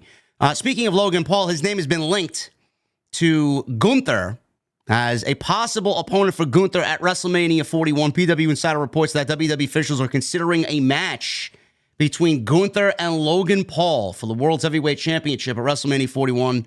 This potential clash has reportedly been pushed internally in creative circles, but no official decision has been made. Logan Paul recently moved to Monday Night Raw, has not competed since SummerSlam. He lost the U.S. title in August to L.A. Knight. And Logan Paul was at Raw in Los Angeles and declared that he is going full-time with WWE. It's no longer a side hustle to him. 100% will be going towards pro wrestling. Gunther, he's the World's Heavyweight Champion and just got announced. We'll talk about Raw in a bit. For Saturday night's main event on the 25th, he will be defending the championship in what will more than likely be a placeholder match for him against Jey Uso. So that's the latest there. I know a lot of people, Jason, said that Logan Paul versus John Cena is not really good enough for John Cena to be at WrestleMania or for a WrestleMania match for John Cena. I might have been in the minority thinking that might have been a good WrestleMania opponent for John Cena. I still do. I still do think that is kind of on the table maybe, but probably not the direction that they're going. Can't you say the same thing about Gunther? Because his world championship reign really hasn't even come close to what he did with the Intercontinental Championship. But at the end of the day, I think a lot of people should be saying the same thing about Gunther. I think we need to heat Gunther up back going into WrestleMania season, give him a real solid opponent for WrestleMania, a nice championship match. But even if they do go with this match, I do think the story could be there. And I think, again, it would be a banger because Gunther doesn't have bad matches. And Logan Paul going against Gunther's style and his size, I think we could be looking at possibly a sleeper match for the weekend. I don't doubt the match would be great. I really do. I think the match itself would be great. It's just we haven't seen Logan Paul officially debut on Raw yet, and it's January. So if he's wrestling for the World Championship, to me that means he's either winning the Royal Rumble, which I don't want to see, or he's going to win the Chamber. Because otherwise, it's a relatively short period of time to really build him up for a spot that you would think somebody else would have already been teased for. But when you look at the roster, if they're not going to do Gunther and John Cena, who would the other logical... And it'd have to be a babyface. That's the other thing that's weird about it. Yeah. Gunther would have to work that match as the babyface because ain't nobody going to cheer Logan Paul in this situation over Gunther. So it's just weird. It's weird, but who else is ready for that spot? Who else have they teased or kind of groomed for that spot?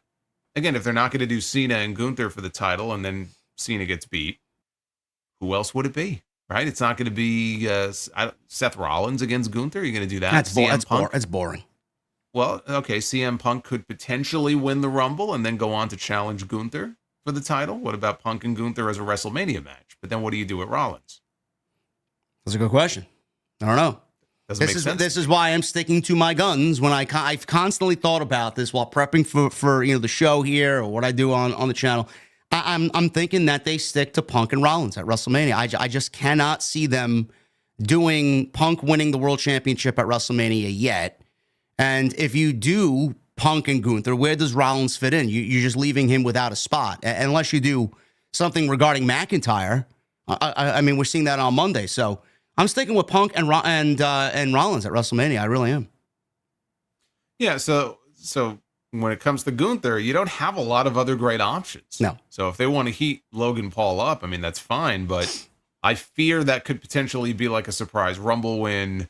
And then the whole dynamic of the match would be weird because who is going to cheer for Logan Paul over Gunther? Right? Very few people.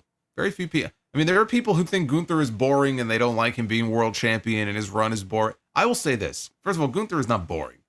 That's number one. He's an acquired taste for sure. Yes, he's an acquired taste. The thing that I love about him, especially in his promos, is how condescending he is. He's such a condescending prick. And he's got that stupid smirk on his face. You just want to see somebody smack it off. But I will say this, though. His Intercontinental title run, at least up to this point, his Intercontinental title run, I think, has been more fulfilling than his World Heavyweight title run. Agreed. And so there's still work to be done as far as this playing catch up to that reign that he had. But like you said, he's an acquired taste. He is somebody who they largely protect. looking back at it, I really don't like it. It didn't matter in the big picture, but I really don't like how they just threw him in the ring with Cody Rhodes and just had Cody beat him at that Saudi show. I didn't like the idea of doing champion against champion to begin with. That's like that old Survivor Series stuff that, to me, it's counterproductive. I don't really see what's gained from it. But he's still largely protected. You just got to have a good opponent for him. And they just haven't done a good job of getting anybody ready for that spot. He's already beaten Damian Priest and Finn Balor and Rollins. Again, Rollins and Punk, I think, are going to be doing their own thing. McIntyre's a heel. Sheamus is going to be, clearly working at the IC title level. There really aren't a lot of other good options unless they move somebody big, like a big babyface, in the transfer window from SmackDown, which they could do. But then who would that be? AJ Styles. I said the same thing, but I don't know. I don't know as far as his injury. I know he just tweeted about his injury the other day, about how frustrating it's been trying to make a comeback from it. Is that him just trying to throw us off the scent of a Royal Rumble appearance? Could be. Could be. It could be. I agree, though. I would love to see AJ and Gunther. But it would be the same thing as Logan Paul, where he would be new to the show and you'd have to... I mean, it's AJ, so he's been champion before. It wouldn't take that much effort to kind of work his way back into the title scene. AJ and Gunther, I think, would also be a banger, though. Yeah, again...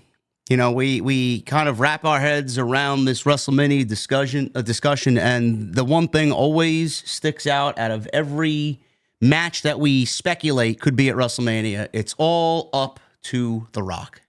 As soon as he tells you what he's doing, as soon as you see what he's doing, I think everything else is going to fall into place. I truly believe that. So hopefully we find that out in 2 weeks at the Rumble. So I don't know what's going on there. We'll see. Gunther and Logan Paul is a rumor. Don't take it to heart. It's just being discussed right now internally with creative. Yeah, there's a lot of matches being discussed. Yeah. Discussed is very different than actually happening. Yeah. There was a report that John Cena is among the internal frontrunners to win the Royal Rumble. I don't think that's a surprise to anybody, being that he's back and this is his last year in pro wrestling. WrestleVotes talked about this, saying, especially after the promo on Monday last week, when asked if he thinks John Cena is winning the Rumble, I think everybody's in attendance live, giving him the reaction, and he was looking for that reaction, and they want to see number 17. So, yeah, we heard that he was one of the leaders in the clubhouse prior to Monday Night Raw debut on Netflix, and I think Monday on Netflix only solidified that he's probably choice 1 or choice 1A for the Rumble win. I'm going no. I don't give the Rumble to John Cena. I think that's overly predictable. I do think he has a good showing, and I do think he's a part of the Final Four, but I don't think he wins. Yeah. Yeah, no, I wouldn't have him win. I would have him lose, but then win the chamber. Yeah. Moving on, we have, let's see, what else we got here? We got, let's go to Raw. We have, I think we've kind of stood our ground on everything else. Let's go into Monday Night Raw last night. Obviously, the biggest thing that happened last night was the debut of Penta, and everybody was talking about this. I titled it, put it in the thumbnail. There was a big news story that came out last night that kind of bled into this morning. And the debut, we'll start there, Jason, with the debut. He came out, and Michael Cole said it was the worst kept secret in the business up until this point last night. Everybody knew it was Penta. We got 3 weeks of vignettes. Obviously the mask vignette that we saw, I think all of us in the know kind of knew who it was. And then the debut on Netflix, they wrote his name in the mask. So it's like, gee, I wonder who it's going to be. And then last night, before the debut, WWE, earlier in the day, puts Penta's merchandise on WWE Shop, which, by the way, I bought the mask because we had another goal last night. I will be getting the mask hopefully shipped soon. So now I have a hologram mask and a Penta mask. I don't know what I'm going to do with these fucking masks. Maybe when the kids... I didn't know you were such a big Lucha Libre fan. Me neither. I guess when the kids show up for Halloween at the house, I could wear either one of the masks. Maybe I'll go back and forth.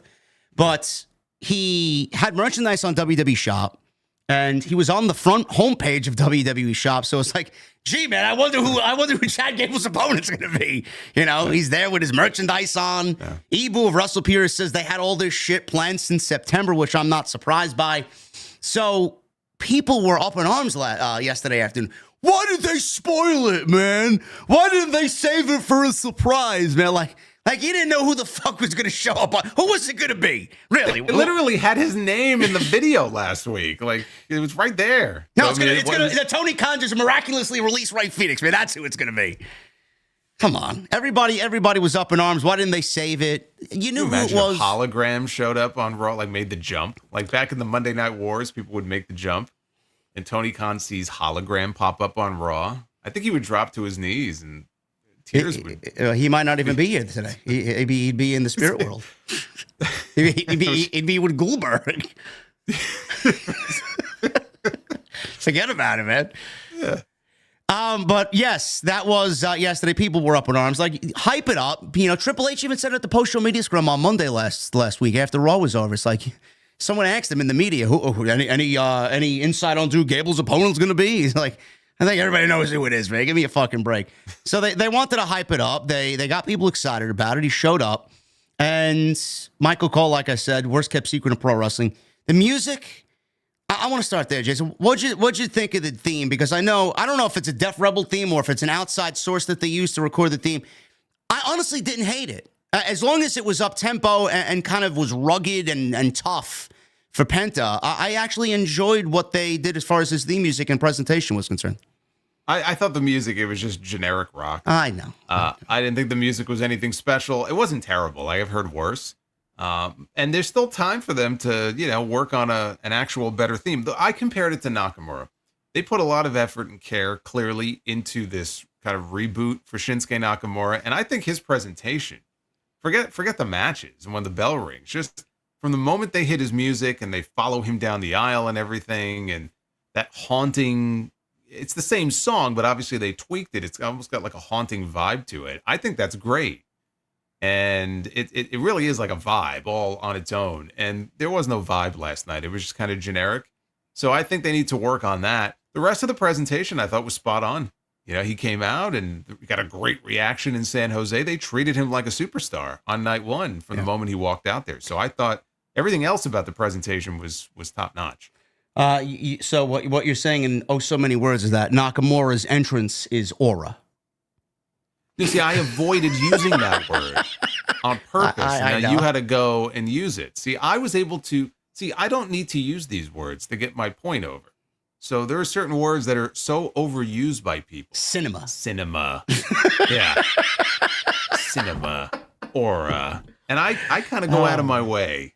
I go out of my way to avoid using them to get my point across. And then you have to just blurt it out because that's what you do. Well, I mean, that's the cool buzzwords in social media, man, for all things WWE nowadays. Not for me. But the entrance I thought was great. His presence was great. He did the whole Zero Miedo thing. It didn't hit until the end of the match, and we'll get to that in a little bit. But man, how perfect was first opponent for Penta, Chad Gable. I know a lot of people talking about Penta and the match itself and what the match meant and the promo, but man, Chad Gable, you couldn't have asked for a better in-ring opponent, working a WWE style, just getting him used to what he has to do in the ring from this moment on.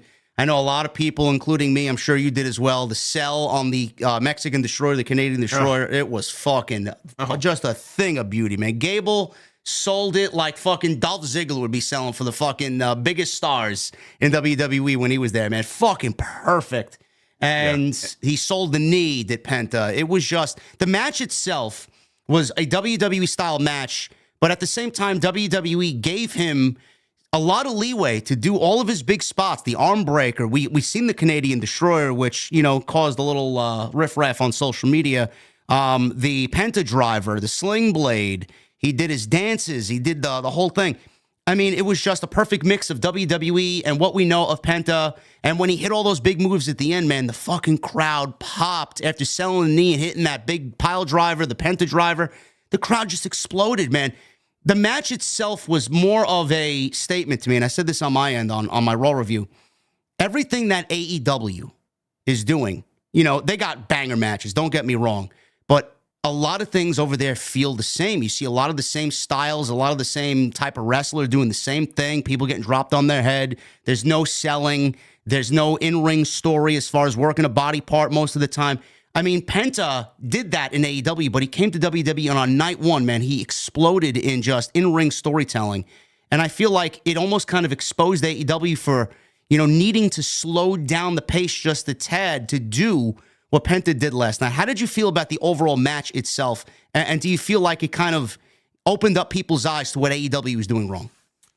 Yeah, I mean, just on the point about like selling a body part and selling injuries. I mean, AEW has shown that they have the ability to tell those stories when they want to. They did it.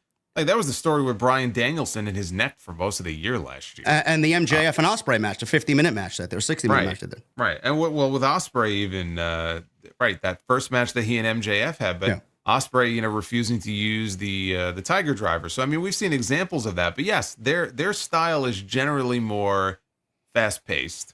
And there is a sameness to it. A lot of people work the same way in that company. It's the same fast-paced breakneck style with the big flashy moves.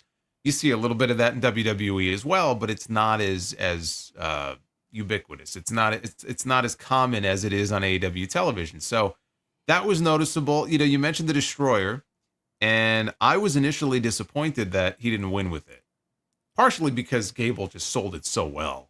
I mean, we're talking about Randy Orton getting that awful pile driver from Kevin Owens, and we haven't seen him in 3 months. And here, let's call it what it is. It was basically a fucking pile driver that he gave him, and then he kicked out, and I'm like, because that move has just been so bastardized, and I was kind of hoping maybe he would win with it. But then when I saw him go for the arm breaker, like Lucha Underground style, I said, okay, all is forgiven, because what they're doing is they're allowing him to go in there and just showcase all of his big moves and get all of his big moves over. So we went from the Destroyer to the arm breaker to the Penta driver, and it got over. And it got a great reaction, and they gave them time. They got almost 15 minutes out there, and the crowd was with it. And like you said, I made the comment. I said, I have never in my entire life, in any match I've ever seen Penta in, I'm talking Lucha Underground, TNA, AEW, House of Glory, I've never seen him sell like one body part, like as much as we saw him sell that freaking ankle in this match. And they didn't squash Gable. Gable got more offense in than I thought he was going to get. And so he was the perfect opponent for Penta because they just played off each other so well. Now, there were a few moments where Penta, I don't want to say he was lost, but maybe there was like a miscommunication here and there. But it was nothing egregious. It was nothing like, oh, man, he fucked up a big move or anything like that. He did fine. Yeah, I thought for his first match, he did great. And what really put it over the top, and this is not something they do all the time, was having Jackie Redmond get into the ring to interview him.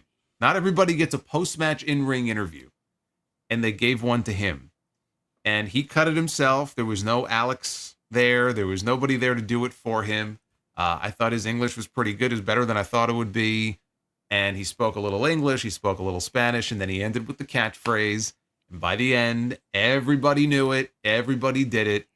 And I said, like, they got the mask on WWE show. What is it? $75, I think is what I paid $86 with, they gave me free shipping, but it still came to about $85. Yeah.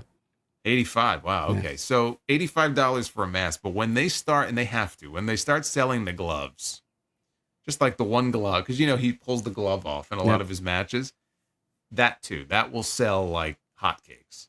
So I think they've got something special here because he has a certain charisma about him that not everybody has.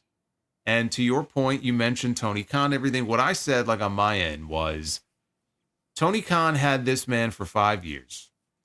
And largely for the majority of those 5 years, he was relegated to tag team duty. And he was teaming with his brothers. I'm sure they wanted a team together. They were a great tag team. They had one of the best matches in AEW history, that cage match. Yep, against the Young Bucks. I was there in attendance. Unbelievable. Fantastic stuff. But I first got exposed to Pentagon watching Lucha Underground. And I knew that this guy could get over and be a big star on his own as a single. Whether it's a babyface or a heel, Pentagon Dark. Either way, that's what made me a fan of his. And I was hoping, okay, he's doing the tag team thing now. At some point, though, we got to get like a heel Penta run, like a real run. And we never got it. He would have the occasional singles match if he had to, because Phoenix was hurt for a while. So he was doing some singles matches, but he never got a real singles push. And I think it was a huge missed opportunity for Tony Khan, not taking full advantage of what this guy brought to the table. 5 years he had him under contract and never thought, hey, we should maybe give this guy a serious run as a single. Never did it. And I said, Tony Khan's loss is Triple H's gain. Now, the ball is in his court. It doesn't mean that Triple H is going to do a bang-up job with him either. He did on night one. But some of these other luchadors that we've seen Triple H book, and you mentioned Dragon Lee earlier, what the fuck happened to him? I don't know. Andrade hasn't had good booking either. I mean, he's had that little thing with Carmelo, but I mean, he's been largely just kind of relegated to the mid-card. Speed. Nothing. Yeah, he was the speed champion. That's about it. So Triple H has to also prove that, okay, he knows what he's doing with these guys, and he sees real value and will actually push this guy in a serious way, because he has not always demonstrated that when it comes to the luchadors, okay, if we're being honest. So we'll see what happens, but as far as the first night is concerned, I thought they knocked it out of the park. And from start to finish, from the entrance to that promo, and they showed his family, his kids, crying in the front row. It was just great. It was a great moment. I'm sure Rey Fenix was very happy, for his brother watching, but also, a part of him is like, I should be there. Yeah. Like, I'm sure part of him, he had to be eating him alive on the inside. Like, I should be there with him right now. But in due time, his time will come. But I thought it was great. I thought it couldn't have gone any better than it did. I'm still surprised that we did not get the debut in the form of a tag match with him and Ray against New Day. Apparently that was the plan. I think Fightful may have reported this. That was the plan, and plans changed. So I don't know if that's something they're going to revisit, because we're heading into WrestleMania. I still selfishly would love to see the dark version of Pentagon and him and Ray have a program together. But if he's selling a shit ton of merch right now, I mean, do you really see them turning him heel? No, I don't. I think that would be a colossal error on Triple H's part. Maybe they stopped it. Maybe they stalled it for now because they want to do it at WrestleMania. So we don't really know. Maybe Ray and Penta together. I could see them doing something together at WrestleMania, whether it's a tag team or a one-on-one match, which I see some people fantasy booking about. I would love to see it as well, but I don't think we go there. I think that's a bad business move. I don't believe, just to add on top of what you said in regards to 5 years and Tony Khan having him for 5 years on the roster, I don't believe in all 5 years there wasn't a single fucking mask on shopaew.com, a single glove on shopaew.com. Are we sure about that? That there was no mask for Penta at all? No mask for Penta. No mask. The only mask that they've ever sold was for hologram. That's it. And that's fucking ridiculous. I said it yesterday on social media, and it blew up out of nowhere. I don't really believe why that's the case. And I don't want to make this a shit on Tony Khan, shit on AEW podcast, but I mean, it's just the business side of things over there is just so absent that it makes everything CM Punk said factually correct. It's not a business. And the fact that you did not do that in 5 years is fucking laughable. I don't really understand that. Yet WWE did it on day one before the guy even debuted and showed his face on TV. I don't get it. As far as the overall presentation, Jason, of Penta and the match and just everything that went with it, the promo and the fans already doing the fucking hand gesture, it's unbelievable. The statement that the match and everything was last night, it was certainly an eye-opening experience for a lot of people that sit on the AEW roster looking at this saying, when is that going to be me? You know the names. We talked about the names. Ricky Starks, Malakai, which we'll talk about in a little bit, or Aleister Black, Miro, if he ever fucking decides to show face again publicly, Wardlow. They did it with Jade. They gave her a big rollout. They made a big spectacle about it. I mean, everything was fucking all over the place. ESPN, Sports Illustrated, you name it. They rolled out the red carpet for her. Nobody really even knew who she was outside AEW. But do you think this was more of a statement from Triple H? Hey, when you guys are done fucking playing amateur hour over there, come on, man. Welcome to the WWE. Was it more of a hey, we're over here when you're done type of statement? What'd you make of that? I think that might have been part. I don't think that's the only reason, but I do think that is, look, it's certainly a great recruitment tool. I mean, is it not? To say, hey, look, the water's pretty warm over here if you want to come take a dip in the pool on our side. Look, if you're any of those guys on the AEW side and you see him have a great debut like this, you're thinking, man, that looks pretty cool, and I would love to have that feeling and have that experience one day. Time will tell, again, where Pentagon is going to be 3 months from now, 6 months from now. We'll see if we're still kind of raving about things, but yeah, I think that's probably part of it. But yeah, again, it's just one of those things where I couldn't believe it when you just said that there was never a Penta mask on Shop AEW. Like at any point in the last 5 years, to me, that's just insane. Zero, yeah. Yeah, zero miedo. So, sorry. Literally, yes. Yeah, so, yeah, I mean, look, it's a drop ball. I mean, there's no other way to put it. I mean, it's a drop ball.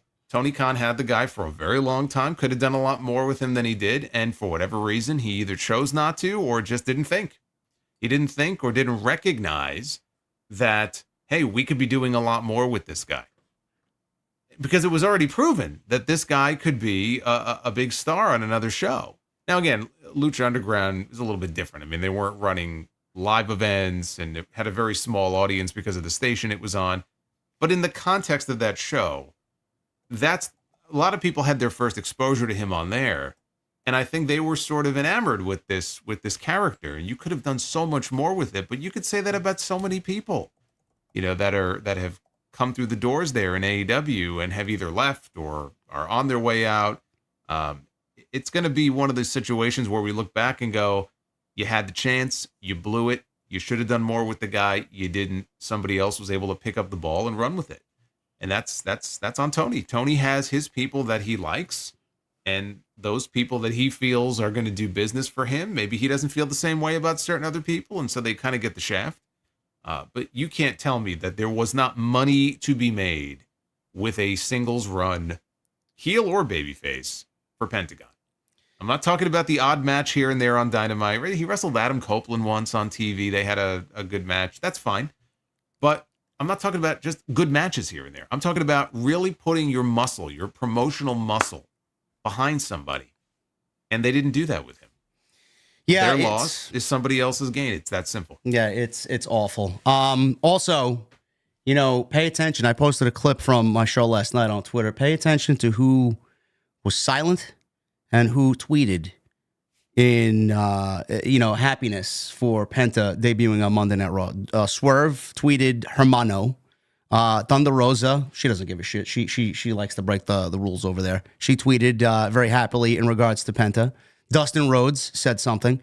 Mikey Ruckus said something kind of indifferent. I think he was like kind of mentioning the very generic theme music, because Mikey Ruckus does incredible work over there. So he's I expected a little bit better, which I think everybody kind of wanted a little bit better as far as the theme music is concerned. So I'm sure he was just kind of thinking along the lines of music related.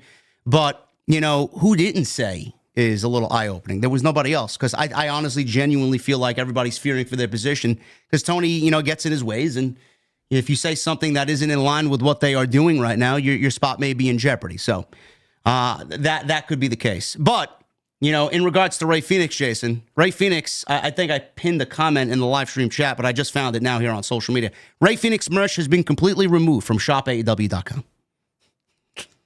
I didn't even know we still had merch up there to begin with. I mean, he hasn't been on TV. So, it's all gone. You go search, and no search results come up with all. Yeah, it's all gone. Liquidated. Everything must go. Well, I mean, look, he'll be going, but unfortunately, he may have to wait another 8 or 9 months before he goes. Yeah. So it's not surprising. I mean, like, he doesn't want to use them on TV, and so I guess he doesn't want to.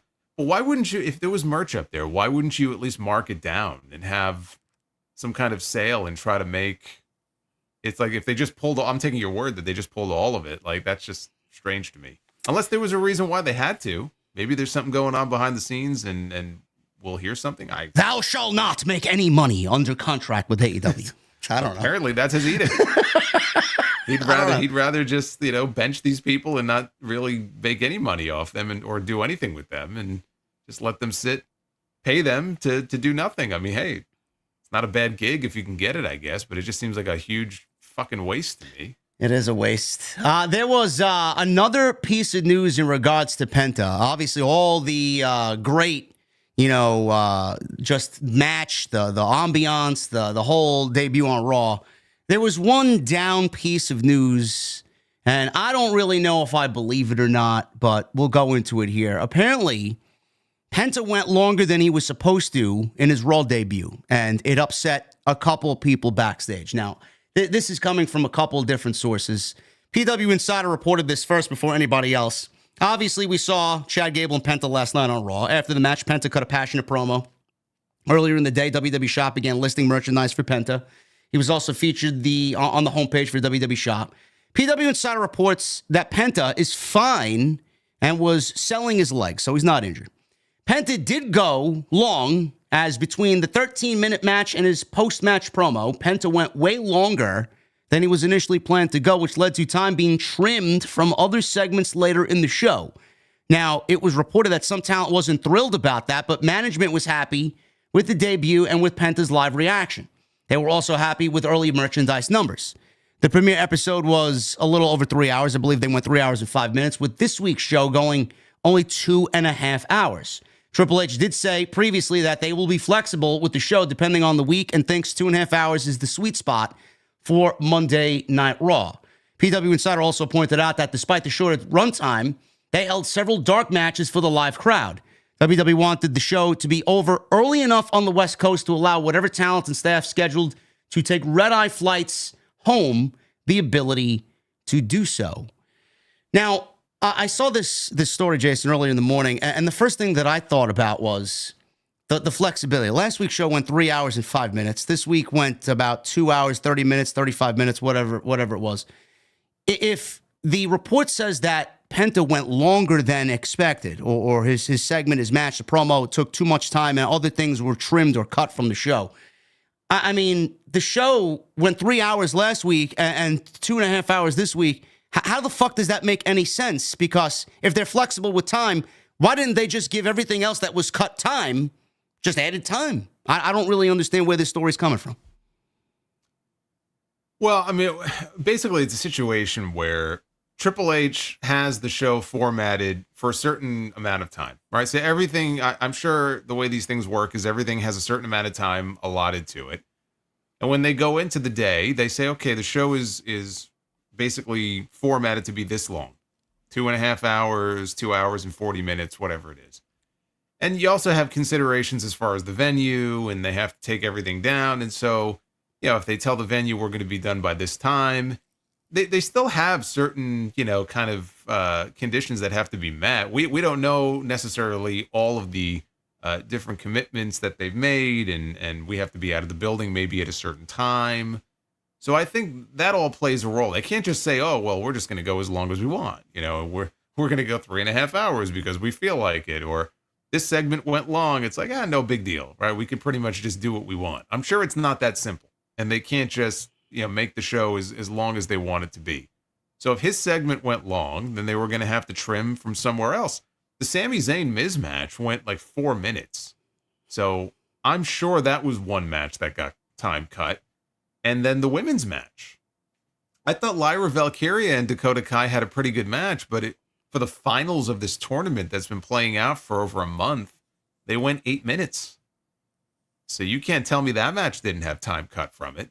And as far as the reports about people being upset, they weren't upset at Penta. And I think that's an important thing to mention here, because a lot of people are like, oh, Penta's already getting heat in WWE. Penta has no heat in WWE. There were people who were upset because their time may have gotten cut. They were just upset about the situation. Guess what? Time gets cut all the time. This sort of thing happens more frequently than you and I even know about. So they were upset at the situation. They weren't upset at Penta. I'm sure they were all very happy for him. He had a nice moment. There's no heat on him with management. Management thought that apparently, based on the reports, they were thrilled with how things went, as they should be. Look at the reaction he got, right? That was great television last night. So it's just one of those things where things went a little long. And by the way, like, I love the idea, like, oh, heat on Penta. Like Chad Gable was the invisible man. Like, if Chad Gable was there too. I don't see people saying, oh, there's heat on Chad Gable. No, it's just heat on Penta. Like, give me a break. So it's really a non-story at the end of the day. It's not a huge deal. I personally love the fact that they can be flexible now. And if the show doesn't warrant being 3 hours, it doesn't have to be 3 hours. That now is a benefit that Raw has that SmackDown doesn't. SmackDown has to be 3 hours, no matter what. Every single week. They can give you a garbage show. You're going to get 3 hours of garbage because that's the length of the show. On Raw, if they have the show formatted for 2 hours and 35 minutes, then that's what it's going to be. I think that's great. I don't know. I don't know how you felt when that show was over. I usually have my stream set for 11:20, 11:25. It's like, no man, I gotta set my stream for 10:45 now. It's like great. Well, it's great, but it caught me off guard because I wasn't done putting my notes together after the main event. I'm like, shit, oh my God, I gotta wrap this up here because there were a couple of big spots I wanted to talk about. So that caught me off guard. But as time goes on, we'll get used to it. But I love it. I think it's the perfect compromise. If the show is not just going to be 2 hours anymore, somewhere right there in the middle between 2 and 2.5, I think is the perfect length. And Triple H talked about this. He was on McAfee's show recently. I think it was McAfee or maybe Sports Illustrated, but he talked about this. Yeah, Jimmy Trainer. Jimmy Trainer, and what he felt the perfect length would be. Sometimes the show feels like it's not long enough. There's certain people you want to get on the show, but you don't have time. And then there are other times where the show feels long. So this is like the perfect compromise there. It's one of the benefits of them being on Netflix. That and the fact that we don't have to deal with the crowd muting anymore during the live streams. Although be aware, apparently they are muting certain things on the replays after they go up. So that is something, because I know I remember fuck you solo chants during the Tribal Combat intros. Yeah, they muted that. Oh, that sucks. On the replay. But when the initial replay goes up, it's fine. Apparently they then work on editing them. So you might be good for like 48 hours, 72 hours, but there'll be a little message when you go back and watch it that said this broadcast has been edited. And so they are editing some stuff. But if you're watching the show live, it's refreshing to not have to deal with the muting, every 5 seconds. Yeah. Well, there is, being that Jason, just nicely put all that and wrapped all that up, Fightful has a piece that adds to whatever we're talking about here. The promo went longer than expected for Penta. They can't confirm if this led to anything else being cut. In said reports, there was word that there was heat due to things getting cut. When Fightful spoke to a higher up, they said they hadn't specifically heard of heat on Penta, and if there was heat, it should have been on whoever decided there needed to be a hard out on the show. Although WWE has flexible times with Raw, they were trying to get off the air in about 2.5 hours. Claims internally were that there was some talent they were trying to make sure we're able to catch flights out of town, like which we just mentioned. Among the talent that we spoke to, they claimed they didn't hear of heat on Penta, and most everyone was aware of what the moment meant to him and his family, and the roster was happy for him. So there you go. It's a dead story. Yeah. So. Yeah. I mean, the Penta, he didn't do anything wrong. I mean, there are segments like this all the time, some that go short, some that go long. Whenever The Rock is on the show, I mean, I'm sure God knows how many segments he eats into when he, opens the show with a 20-minute promo. So, I mean, it's not like this sort of thing doesn't happen from time to time. There have been matches at WrestleMania that have been cut because something went long. Right? That was a famous story from WrestleMania in Miami. And I think it was like a whole match, like a whole 10-man tag that was going on before the main event got cut from the show. So, unfortunately, these things happen.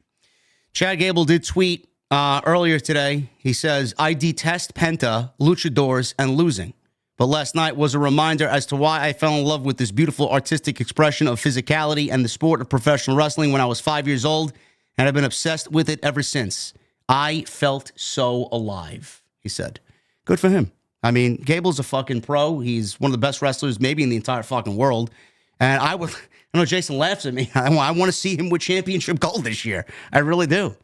Well, you know what? I'll tell you what.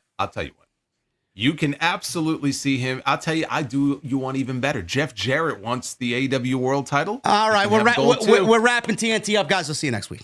And they could both easily, if they want to be champion, go on WWE Shop. They can go on Shop AEW, and they could spend $800 to buy themselves a title belt replica.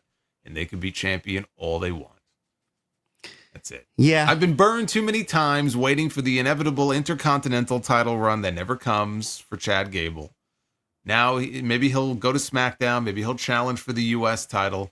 I wish him well. I hope it happens. But, at some point, the boy who cried wolf, people stop listening after a while. And that's all I can say about that. I hope it happens, but I'm not holding my breath. Yeah, I think that's the right way to go about it. Hopefully, for his sake, he gets what he deserves because he's fucking great.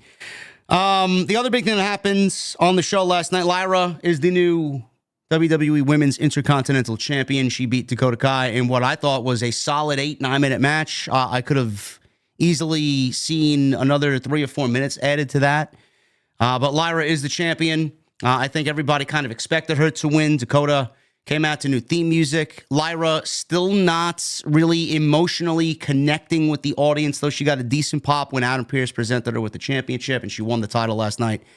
I know, Jason, you and I talked about Lyra and her winning the championship, what this means for her going into WrestleMania. Again, I mentioned last night on my end, I'm sure you did as well, the speculation, because nothing really is confirmed yet going into WrestleMania, that she is probably best served defending that championship against Becky Lynch. I think that is probably going to be what is best for both of those ladies going into Mania. Do you still feel that same way coming out of Monday Night Raw last night after she won the title? Yeah, I still feel the same way, because I have no doubt Becky is, it's only a matter of time now, which week she comes back. Does she come back at the Rumble? Does she come back before the Rumble? Becky's coming back. And when I think of potential WrestleMania matches, one that I really don't have the appetite for is just to rematch her and Rhea Ripley. Because I could think of a couple of different people that I would much rather see Rhea defend against at WrestleMania this year than Becky Lynch again. Yeah. So where that leaves Becky, I think it would help Lyra, because like you said, I think she is connecting. I actually think she's doing okay, considering the fact that they cooled her off significantly. And over the last several months, honestly, really since Queen of the Ring last year, what has she done? What has she been involved in? Nothing. And so last night she got a nice, respectful reaction, for the win. Working with someone like Becky, who is going to come back and is going to be looked at as a big star, because she is in that division, I think would help Lyra. Lyra already has a win over her, but that was in NXT. They've never worked against each other on the main roster. If they do that match at WrestleMania, I think Becky would have to be the favorite. And then maybe you could kind of continue feuding them, because I could see them wanting to really establish that belt with a big name. So if they do the match, I actually think Lyra would probably lose, but it's probably the best opponent for her, because if not someone like Becky, let's be honest here, okay? Because how many years at WrestleMania have we gone where the Intercontinental title wouldn't be defended? Many. Or the US title wouldn't be defended. Now we have US and IC titles for the women. Do you think that both of them are going to be defended? I know it's 2 nights now, but still, I'm not so sure that those belts get defended. If Becky's in the match, though, then yeah, that belt probably will make it to the card. So if you're Lyra Valkyria, I would certainly want to work Becky Lynch as opposed to Ivy Nile or Sonya Deville or someone like that. Oh, yeah, you're just asking to be on the go-home show for Raw at that point, yeah. If that, yeah. Yeah. Let's be honest. Come on. So if it's Becky Lynch, you're almost guaranteed, not even almost, you are guaranteed a spot on that card. So yeah, I still think it's the best option for her. Becky's going to come back. Charlotte, she's another one. She'll be back. What do you think? Rumble for Charlotte? Do you think she comes back before? I think everybody in the Rumble. I think everybody comes back to the Rumble. Becky, Charlotte. Yeah, but Alexa too? Yeah. Alexa Bliss? Yeah. See, I don't like that, because to me, if you're just going to bring everybody back in the Rumble, then nobody, it's almost like if you push everybody, then nobody gets over. Well, what do you do with them otherwise? I mean, you're just going to bring them back to TV and do what? Like, hey, I'm back. Cut a promo and go after so-and-so. I mean, no reason Alexa Bliss, depending on what she's going to be doing, there's no reason why she can't make her return on the following Raw or the following SmackDown. Yeah, you may be right. Yeah, maybe safe. I could see her being safe. I mean, who knows? I could see her being safe for something like that. Charlotte and Becky absolutely in the Rumble. Alexa maybe safe for the Raw after the Rumble. Jordan Grace in the Rumble, yeah. NXT call-ups. Maybe we get, obviously we get Roxanne. Maybe we get a Sol Ruka or whoever. Somebody in the chat, Lash Legend. Yeah, somebody in the chat said Masha Slamovich was on NXT tonight. I don't know if that's true or not, or they were trolling. But maybe the TNA and WWE partnership kind of grows a little bit going into the Rumble. Maybe we see some TNA ladies in the Rumble. I don't know. Well, I mean, it happened last year. It happened last year, and I think was it the year before that Mickey was in there as the champion? Yeah. Wouldn't shock me at all. That would be great. She's fucking great. You think Tessa showing up in the Royal Rumble? No, thank you. Though we did talk about that a couple weeks ago, saying that this TNT run may be a test for her eventual WWE. But for her to be in the Rumble, though, I think that it's a little too much there. The other big thing that happened on Monday night, Sheamus and Braun Breaker apparently headed for another match for the Intercontinental Championship. That has been announced for Saturday night's main event. This is a very interesting situation, Jason, because the other match that we got announced was Gunther and Jey Uso, which I think everybody kind of feels like Gunther's going to win. It's just a placeholder match because I don't think Gunther's defending the title at the Royal Rumble, so they gave him Saturday night's main event.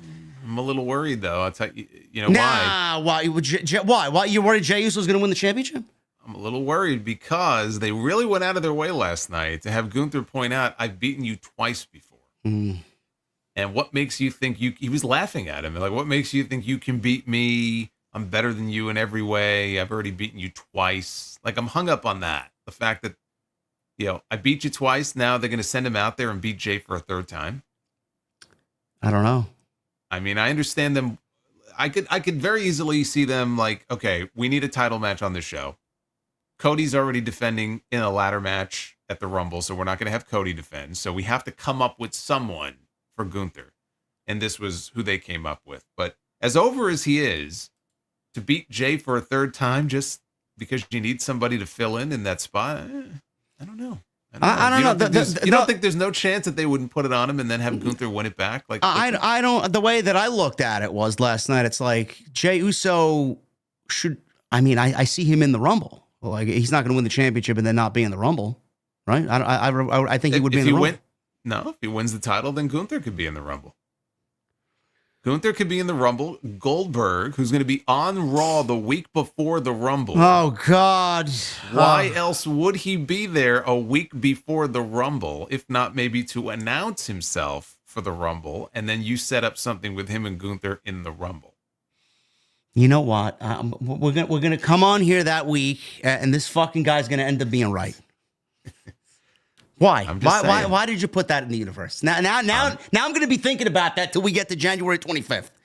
Well, I mean, ask yourself the question: if he's going to be on that show on January 27th, why that? I mean, I know it's Atlanta, but like, why that show? What will he be doing on that show a week before the Royal Rumble? Maybe he enters the Royal Rumble and Goldberg is eliminated because of Gunther's outside interference. But why? Why would? So if Gunther is the world heavyweight champion, why would he come out and cause Goldberg's elimination in the Rumble match? Because Goldberg would have said something on that January 27th Raw in Atlanta because he didn't forget what he did at Bad Blood. Possible. Seems unlikely. It just seems very unlike Gunther to do that, but I suppose it's possible. See, you're just upset because when you really think about what I just said, it actually makes sense. It does make a lot. I just can't see Jey Uso being the world heavyweight champion. I don't know. Yeah, no, I'm not saying I necessarily think there's a great chance of it happening, but I think people just kind of waving their hand and saying, all right, he's just a placeholder. He's got no shot. Like no, of course he's not going to win. They're not going to take the belt off Gunther this close to Mania. I wouldn't dismiss it outright. I really wouldn't. All right, a little bit more of a cautious take here by the Solid Monster, but okay. Well, it's just I'm hung up on those two losses and just the idea of feeding him to the wolves for a third time. And that's it. Just like he loses and that's it. I don't know. I just find that hard to believe. Jey Uso may be holding gold before Roman Reigns does again. I don't know. We'll see. As far as the gold that's on the line here between Sheamus and Braun Breaker, is this the night that Sheamus wins the championship? Because Braun Breaker, believe it or not, no matter how great he is, he hasn't done much with the IC title. So do you think a title change is also in the cards here for Sheamus?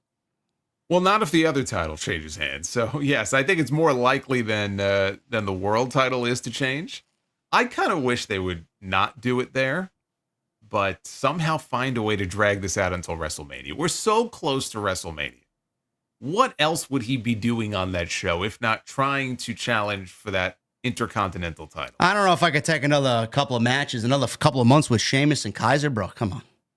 I'm not saying I want to see Sheamus and Kaiser. We're talking about Sheamus and Breaker and just trying to figure out a way to extend this to where he doesn't win on Saturday night's main event but instead they can find a way that makes sense to drag it out long enough to get to one more match between them at Mania, and then pull the trigger on a title change. I think that would work. I've been lobbying for Sheamus to win the title at WrestleMania for going back to last year.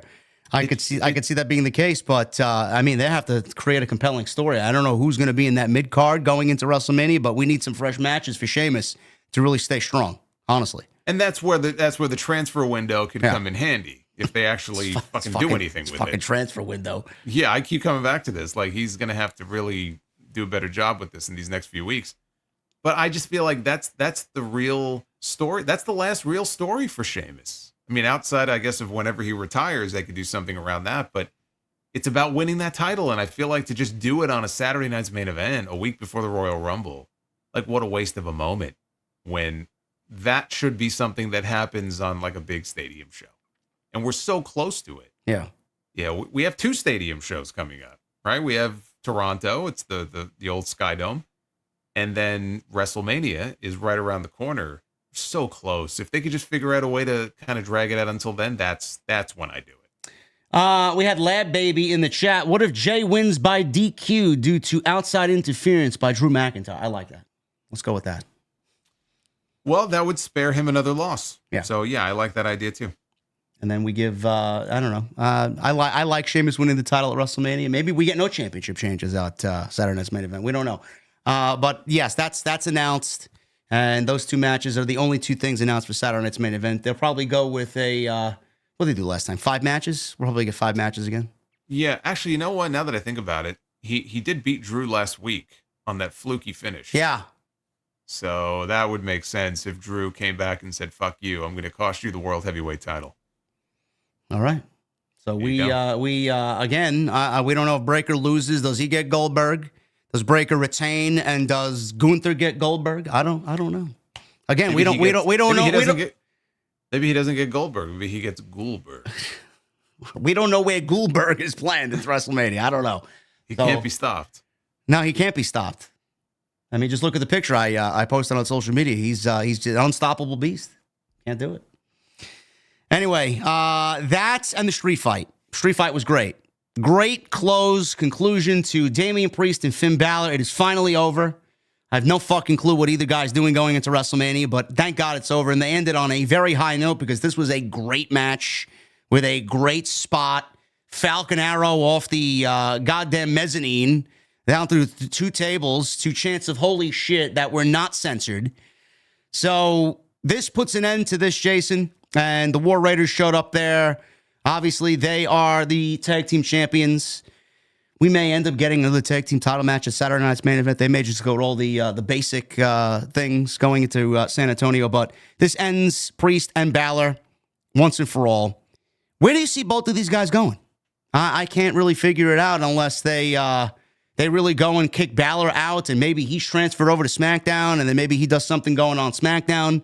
What does Damian Priest do at WrestleMania? I mean, it's all just completely up in the air. Yeah, I don't know. I really don't know. I was thinking about Priest and I was kind of racking my brain, and if maybe he was transferred instead of Balor, I think Balor would benefit more. But let's say Priest was transferred. If LA Knight doesn't win that US title back from Shinsuke Nakamura this week, you could always build something around the US title, maybe with Nakamura and Priest. But I kind of feel like Knight's going to win that belt back. So, and if he doesn't, then maybe he should be the one being transferred, over to Raw. So beyond that, I don't know. Balor's the same way. I call him Pin Balor for a reason because, yeah, I mean, that's his name. That's his name. Maybe okay. That's his name. He gets pinned. So I don't know. I don't get the sense that he's necessarily going to be a big priority going into WrestleMania, but I do think that the situation with him in the Judgment Day, it's got to come to a head very soon. And I still think that we may end up with Dominic, outsmarting him, and he kind of gets bounced and Dom leads the Judgment Day.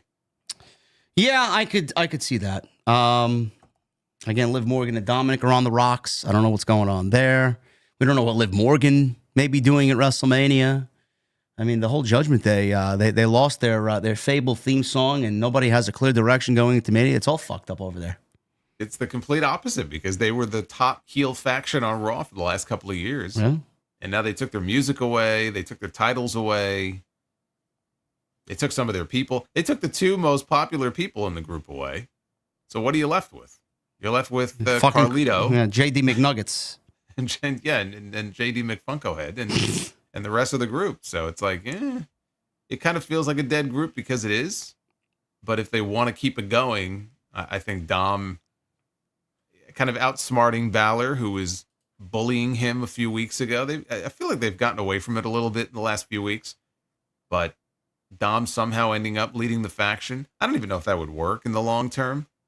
Part of me is just like, just fucking end it. You know, I mean, you got a good run out of it, longer than I ever thought it would last. I mean, think about how this group started. It started with a guy who doesn't even work there anymore. And they got themselves over as the top heel faction on the brand. They won multiple championships. They've split off a couple of people who are now two of the bigger stars on the roster. Rhea's a bigger star than Priest is. But what more can you do? You know, when you took the music away, you pretty much, I think you put the stake through the heart once they did that. I don't know. I don't know what the purpose of doing that was, frankly. I mean, maybe if they gave them new music, it probably means that they have plans to keep the group going, but why? I don't know. A lot of unhappy people that they lost that theme music.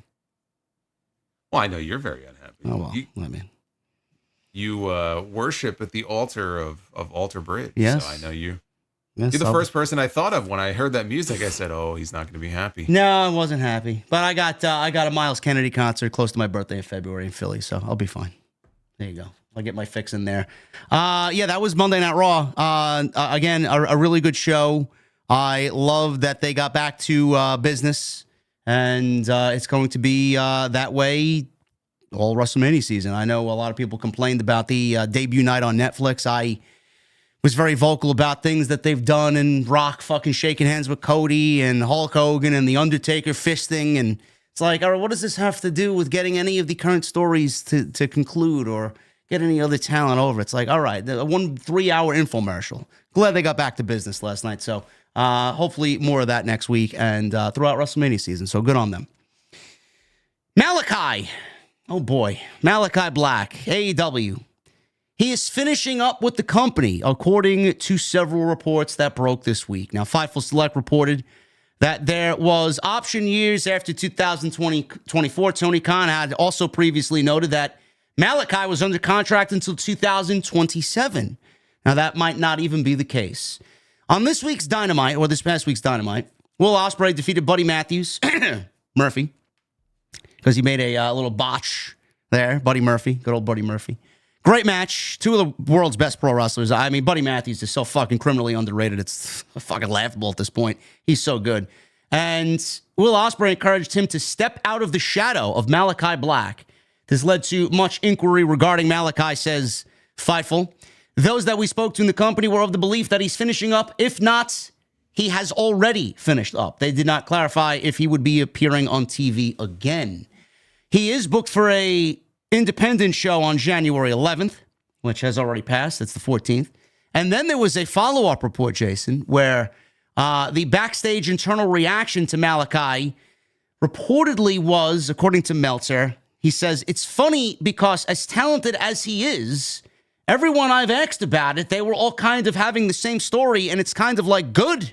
So for whatever it's worth, I think that whatever it is, I think there's people that said that they had this feeling like he did work hard. He worked hard in his matches. I'm not saying that he didn't, but if he wanted to go back, I think it was very clear he wanted to go back to WWE. It doesn't work out to put you on TV or anything like that if you want to go back, especially if you're not comfortable losing. It makes things a lot worse. He also reportedly said that the locker room was happy that he is no longer there. Now, I know a lot of people are very vocal about this. They were very opinionated about this. I gave my opinion on this a few times. One on Wednesday with Jesse, and then again in another little short form video I did. It almost felt like Malakai throughout he had the back injury. It was very well documented. He came out and it was a couple of times where reports were coming out that he was leaving or he asked for his release. He had to come out on Instagram 2 separate occasions and kind of debunk the rumors, and He was shut. You could just physically sense in the tone of his voice he was upset and just kind of over it. People making up shit. And well, he did ask for his release. Yeah, I believe he did. Yes, and he came out and said that these are false reports. One of the reports also mentioned that why isn't he wrestling singles matches? He basically says, not up to me. I don't book the fucking show. They got me in tag team matches. It's not up to me. So a lot of people were kind of correlating that with, him not wanting to lose and him not wanting to lose singles matches or put anybody over. He said that's bullshit. So we come to this week, and after all that we've seen, Jason, of Malakai and AEW, I'm thinking, what has he done? And the one thing that always stands out, two things that stand out, actually, his debut with Cody and in Miami, lights go out. He's in there with Cody. He fucking black masses Arn Anderson. He wrestles Cody. He beats Cody. The other thing that really stood out to me was the steel cage match, obviously, with Adam Copeland, where Copeland broke his leg. I thought that was a very solid feud between those two guys. Outside that, I can't really think of anything else of note, of importance that the guy's done. And in between all that, I just looked at his body language. I looked at him and seen him on TV. It almost felt like he didn't want to be there. It almost looked like he wrestled depressed. And when Triple H took over, that's when all the reports of him wanting to go back came out. And I genuinely feel, now this is just me, this has nothing to do with what Jason's going to say. I genuinely feel that Tony understood that and felt that and didn't really do much with Malakai because at the end of the day, he knew that he had a time in AEW that was for his contract and he was going to end up leaving anyway. So Tony didn't want to do anything with him and push him to the extent that the fans always envisioned Malakai being pushed. Now he's going back to WWE reportedly and everybody's excited. And I'm going to refrain from being excited because of what you mentioned with Penta. Let's see how this plays out 2-3 months from now. Not everybody that goes back there is going to find immediate success. Maybe he does, maybe he doesn't. But Malakai leaving AEW was for the best. He didn't want to be there. Tony didn't want him.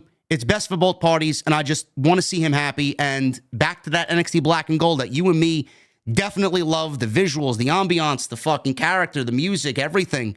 He just looked happy, felt happy. He looked like a main event guy.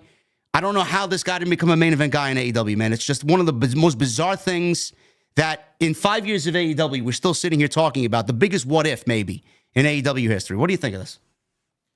Well, I mean, I think the biggest what if in AEW history is, what if things didn't go down the way they did with CM Punk? But this one's pretty high up there too. The word that I think of when I think of him and his run in AEW is disappointment. And for the reasons that you mentioned when he came in. Let's take it back a little bit, okay? Why did he come in? He came in because he got released by WWE. He got released by WWE, I think 2 weeks maybe, after they had just brought him back. Remember they were starting something with him and Big E. Yeah, it was comic book vignettes, right? That looked like the Dark Father, and then he was in a fucking broom closet for 7 months, wasn't he? Yeah, he was sitting in a broom closet on Raw for 7 months saying, fight me. I'm begging somebody to come in here and fight me. I forgot about that, man. Oh my God, that's fucking terrible. I was about to go and fight him. Just like I felt bad for the guy. Like why? I'm fighting for my fucking remote control if you don't put this guy on fucking TV. Jesus Christ. They didn't know what to do with him. So finally, he was off TV for 6 months. They bring him back. And I remember him talking on Twitch about how he had new music made and everything. And then 2 weeks later, I think it was, he was gone. So obviously something changed. And that's how his run there came to an end. And it was very disappointing because, as you said, in NXT with the black and gold, he was one of the highlights of that brand. What I mentioned on my show this weekend was my favorite moment, and the one I always think of. You want to talk about, and again, I hate using the word, but you want to talk about aura, right? You talk about moments. That one takeover in Brooklyn where he had Code Orange, and I think it was Incendiary, doing his live entrance. And as they're doing his live entrance, he's walking across the stage, through them almost, at his slow pace. He looked like such a fucking badass in that entrance. And I'm like, this is the entrance of a superstar. How can they mess this up? Don't mess this up. When the time comes to call him up, all you had to do was take Aleister Black from NXT and drop him on the main roster. You didn't have to change anything. But what did Vince McMahon do with so many NXT call-ups? He found a way to fuck them up because we have to make changes.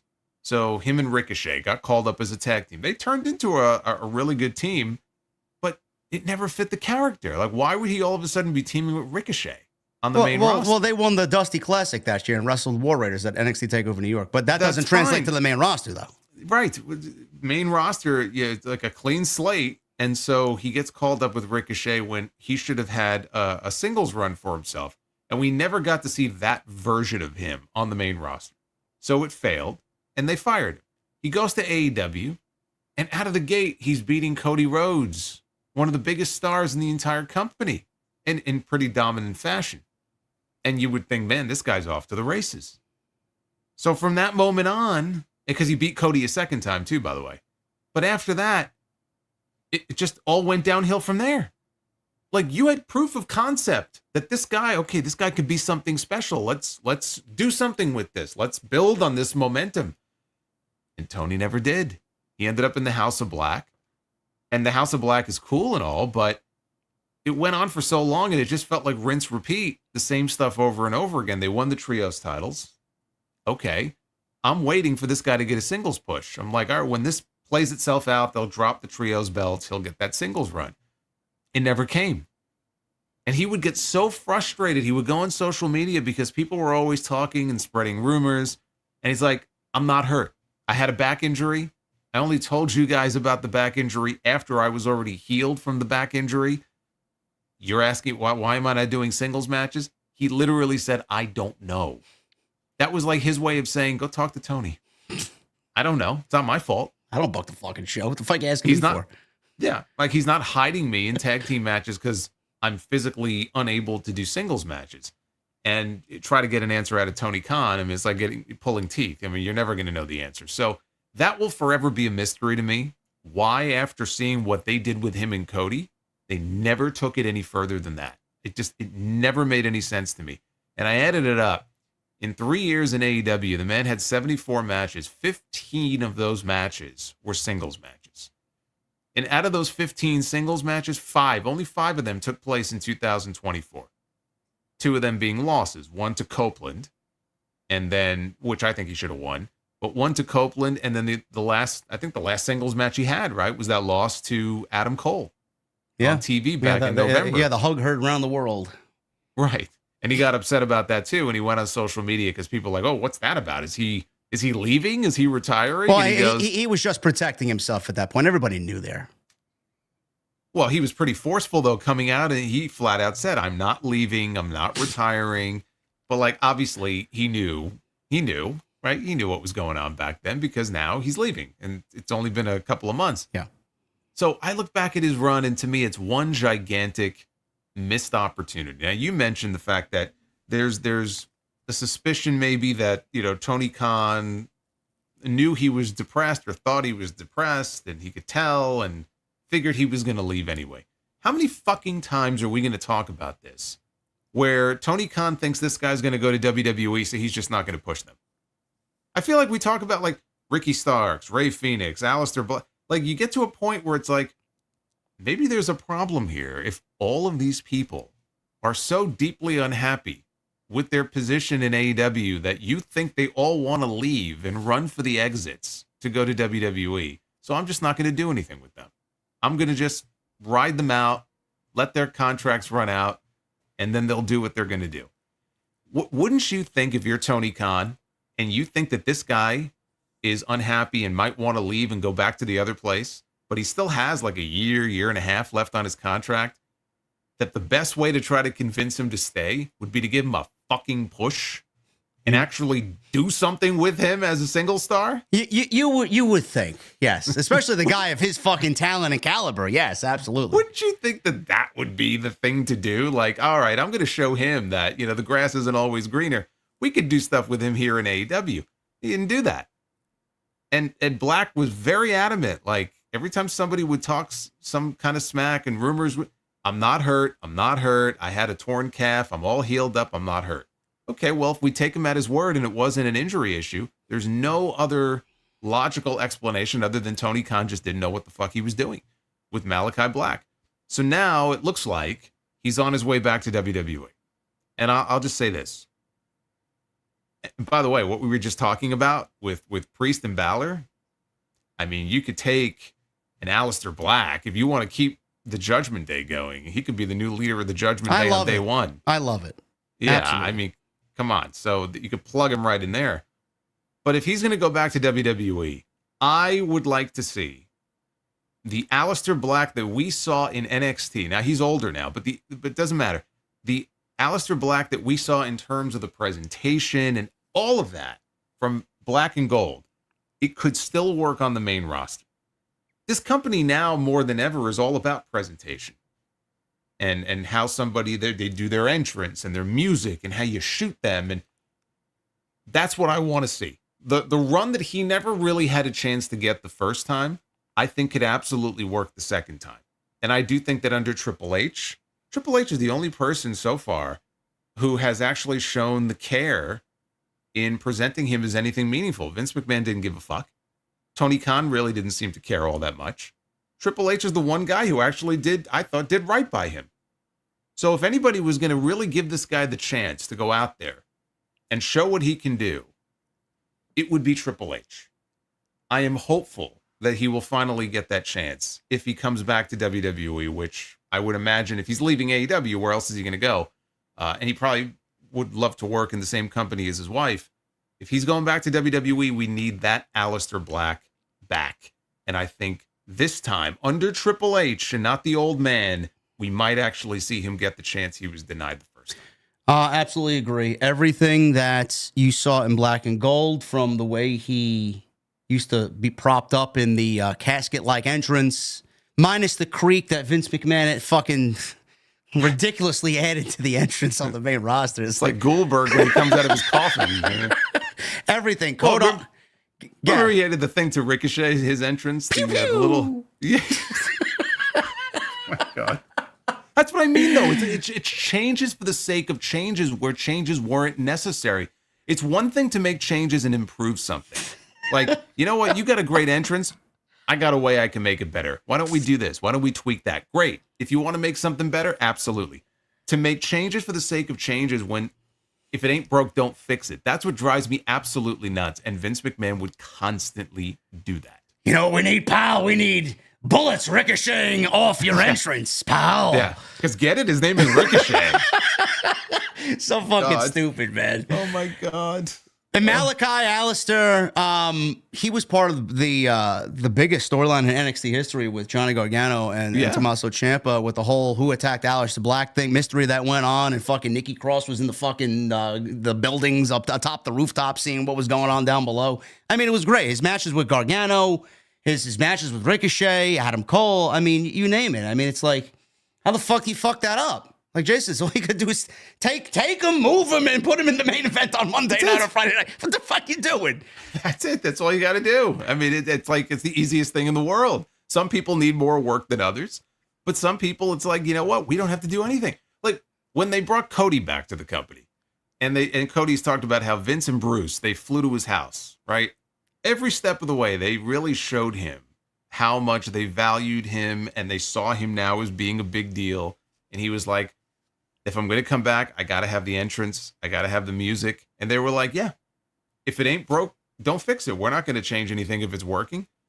Why couldn't you apply that same logic to this guy when he got called up to the main roster? That's all you had to do.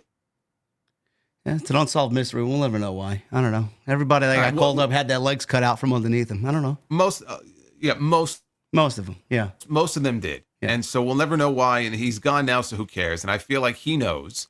Because he knows, like, when he worked under Triple H, he probably had a certain level of creative freedom, or just was, you know, maybe more intimately involved with his character maybe than he was in AEW. I don't know. But like I said, Triple H is the only guy that has figured out, in my opinion, the right way to present him and to book him. And so now he's the one with the book, and he's the one with the power in WWE. And he wants to go back there and try to replicate that same success. But it just boggles the mind how if Tony Khan, and we're just assuming here, but if he felt that way about Malakai, and that's the reason why he didn't go all in on him, he's been there for a while. So if he felt he knew that he was, I don't know if depressed is the right word, but like unhappy in some way, then why not change that? Why not show him, you know what?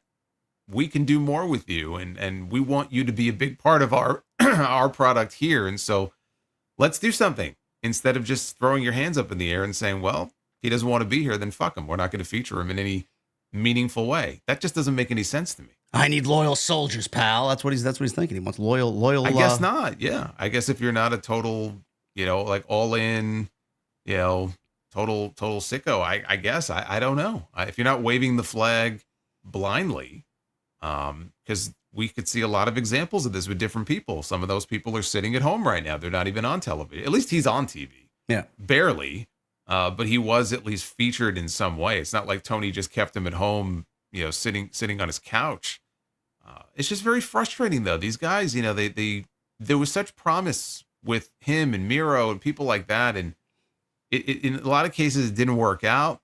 But with Black, it did when he first came in. Where did it go wrong? What happened? He asked for his release, bro, and that's exactly around the time of when Triple H, was starting to take over. He didn't really take over fully. This is 2022, dude. It's 2025 now. I know, but he asked for his release then, and it's like, okay. You hear and the he was rumblings denied. yeah, but you hear the rumblings of Triple H taking over. Everyone wants to go back there. Remember Bobby Fish? Bobby Fish fucking ridiculously made a comment while under AEW contract. I would go to war with Triple H anytime, and he was under contract with AEW. What happened to him? He got fucking fired. Goodbye. Yeah, well, whatever. It's Bobby Fish. I mean, whatever. But it's just. It's just frustrating. It's just frustrating to look back at it. By the way, you mentioned at the beginning about the rumors about him being under contract with them until 2027. Yeah. You know where that comes from, right? Tony himself. Yeah. Yes. But Black at one point came out and he was refuting. He was batting down, like people saying, I have a 5-year contract. I never signed a 5-year contract. I'm like, dude, your boss said that you did. So, like, I don't know why you're getting so upset at everybody else. Tony went on Busted Open Radio and said he had you and Adam Cole basically under lock and key for 5 years. And that was probably 2022 when Tony was on Busted Open and said that. I always laughed at that, though, because it was like he seemed upset. And it's like, dude, your boss is the one who went out there people were asking, is he going back to WWE? And not 5 years. He's with me till 27. And That's what it was. Who knows if he had any injury time added to that either? He had the back injury. I don't know if that was added on top of him. It's possible, but that's exactly what it was. Vince had just stepped down for the first time. Yeah. And so it was a lot of the fans online who were like, oh, this guy can go back now. And it's safe to go back. And Tony was clearly upset and played it off like, oh, I'm amused. I'm amused by all these people who think that these guys who I signed to 5-year contracts are just going to walk out on their contracts. And he specifically mentioned Cole and Black. And that was 2022. And so it's like, well, obviously he has guys under contract now who he's not releasing. So if Malakai Black is going to be a free agent in the next couple of months, then either he was never signed to a 5-year deal or something happened, because the math isn't mathing here. So it's just very funny to me that Tony was the one who put that out there in the first place. What was the most egregious Vince McMahon change for the sake of making a change? It has to be Bearcat, Keith Lee, no? That was pretty bad. He comes out with the fucking claw marks on his singlet. Like, what the fuck is this shit? Yeah, but man? I mean, look, if we're going to talk about all time, I mean, we could talk about Dusty and the polka dots. Well, I'm talking about modern era. I'm not talking about old man era. Old man era? It's the fucking golden era, my friend. Old man era is the best era. I know. Modern era. Yeah, NXT era. NXT era. Well, I mean, who are some of the guys that got called up who had success in NXT and then flopped on the main roster? Like, when you think of those, you think of Malakai, you think of Keith Lee. And Keith Lee, to be fair, there were health issues involved there as well. Well, we have Andrade. He took Zelina away from Andrade, right? Okay. Yeah. Nikki Cross was drinking coffee with Alexa Bliss after the whole fucking psychotic Nikki. That was a great gimmick. And well, Sanity never got a chance. No. Yeah, they never had a chance. No, he was Sanity. He was never pushing Killian Dane. I mean, did you see Killian Dane? I mean, he had more hair on his body than I do on my head. That's not making on Vince McMahon's television. Why not? A-Train got a big push, and he had a rug on his back. So, I mean, why not? Why not push Killian Dane? Tensai? What was his name? Well, I mean, he was A-Train. Well, he was Prince Albert, and then he was A-Train, and then years later he came back and he was Lord Tenzai. I was there the night he debuted on Raw. It was the night after WrestleMania 28, and they had I don't even remember the name of his manager, but yeah, it was Lord. He had a mask on, and then he took it off, and the biggest pop he ever got, I think, was that first night when he debuted, and everybody recognized, hey, we know who that guy is. And after that, it was like, oh yeah, we know who that guy is. They didn't seem to care as much, but he got a win over John Cena. He could always say that. He spit the green mist at his face, and he actually beat John Cena once on TV. Yeah, he did. But there's different examples. Carrying Cross, the chat saying that was fucking terrible. Oh my God, against Jeff Hardy. That's right. He came out with that mask. Oh my God. The dominatrix mask, and they took Scarlett away from him. That's right. It's like Bruce is like, you know what we need, pal? We need Demolition. Let's send him out there with the helmet. And Demolition. If Demolition had some kind of weird fetish. Now, the thing is, like, that. What made that so much worse? He was the NXT champion, and they called him up, and he got beat by Jeff Hardy in 89 seconds. Oh my! I'm sure that's what it was. I'm sure I had an epic rant that night, but I got to go back and find that. No, I'm sure I did too. Chat saying no way, Jose. They're saying Adam Rose. What did he change about Adam Rose? Did he make Adam Rose less than on the main roster? Well, eventually Adam Rose shaved his head and he became a heel, but that was later on though. Yeah. Tyler Breeze. Yeah, that was awful. Yeah, that's another terrible. The Ascension. They were great in NXT. They weren't great. No. Who else? Who else? Retribution? No, Retribution wasn't on NXT. Hit Row.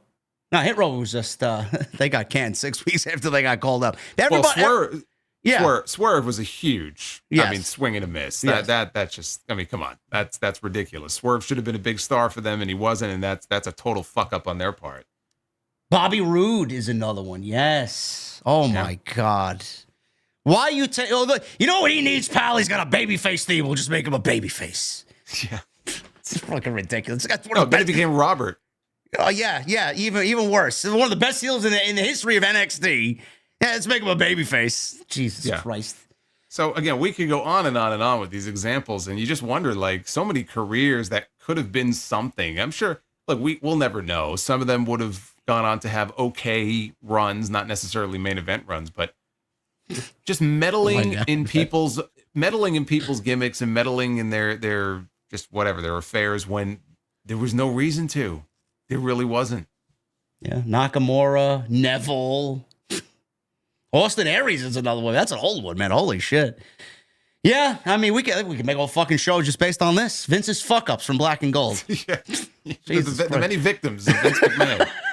It goes beyond. Well, he's got real victims, I guess, but the many roster creative victims of Vince McMahon. Yeah, Ember Moon. That's an egregious one, man. Remember she was out for 12 months because she Oh my God, I forgot about that. She ran down chasing the fucking hardcore title, whatever the fuck it was, the 24/7 title, man. Oh my God.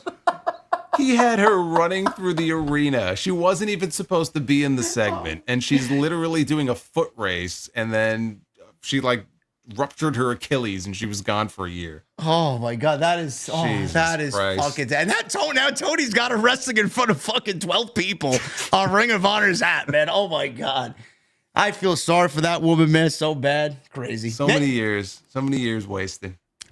Speaking of Athena, we have a women's gauntlet match tomorrow night on AEW Dynamite. Will she be a part of it? That's what I'm going to be looking forward to.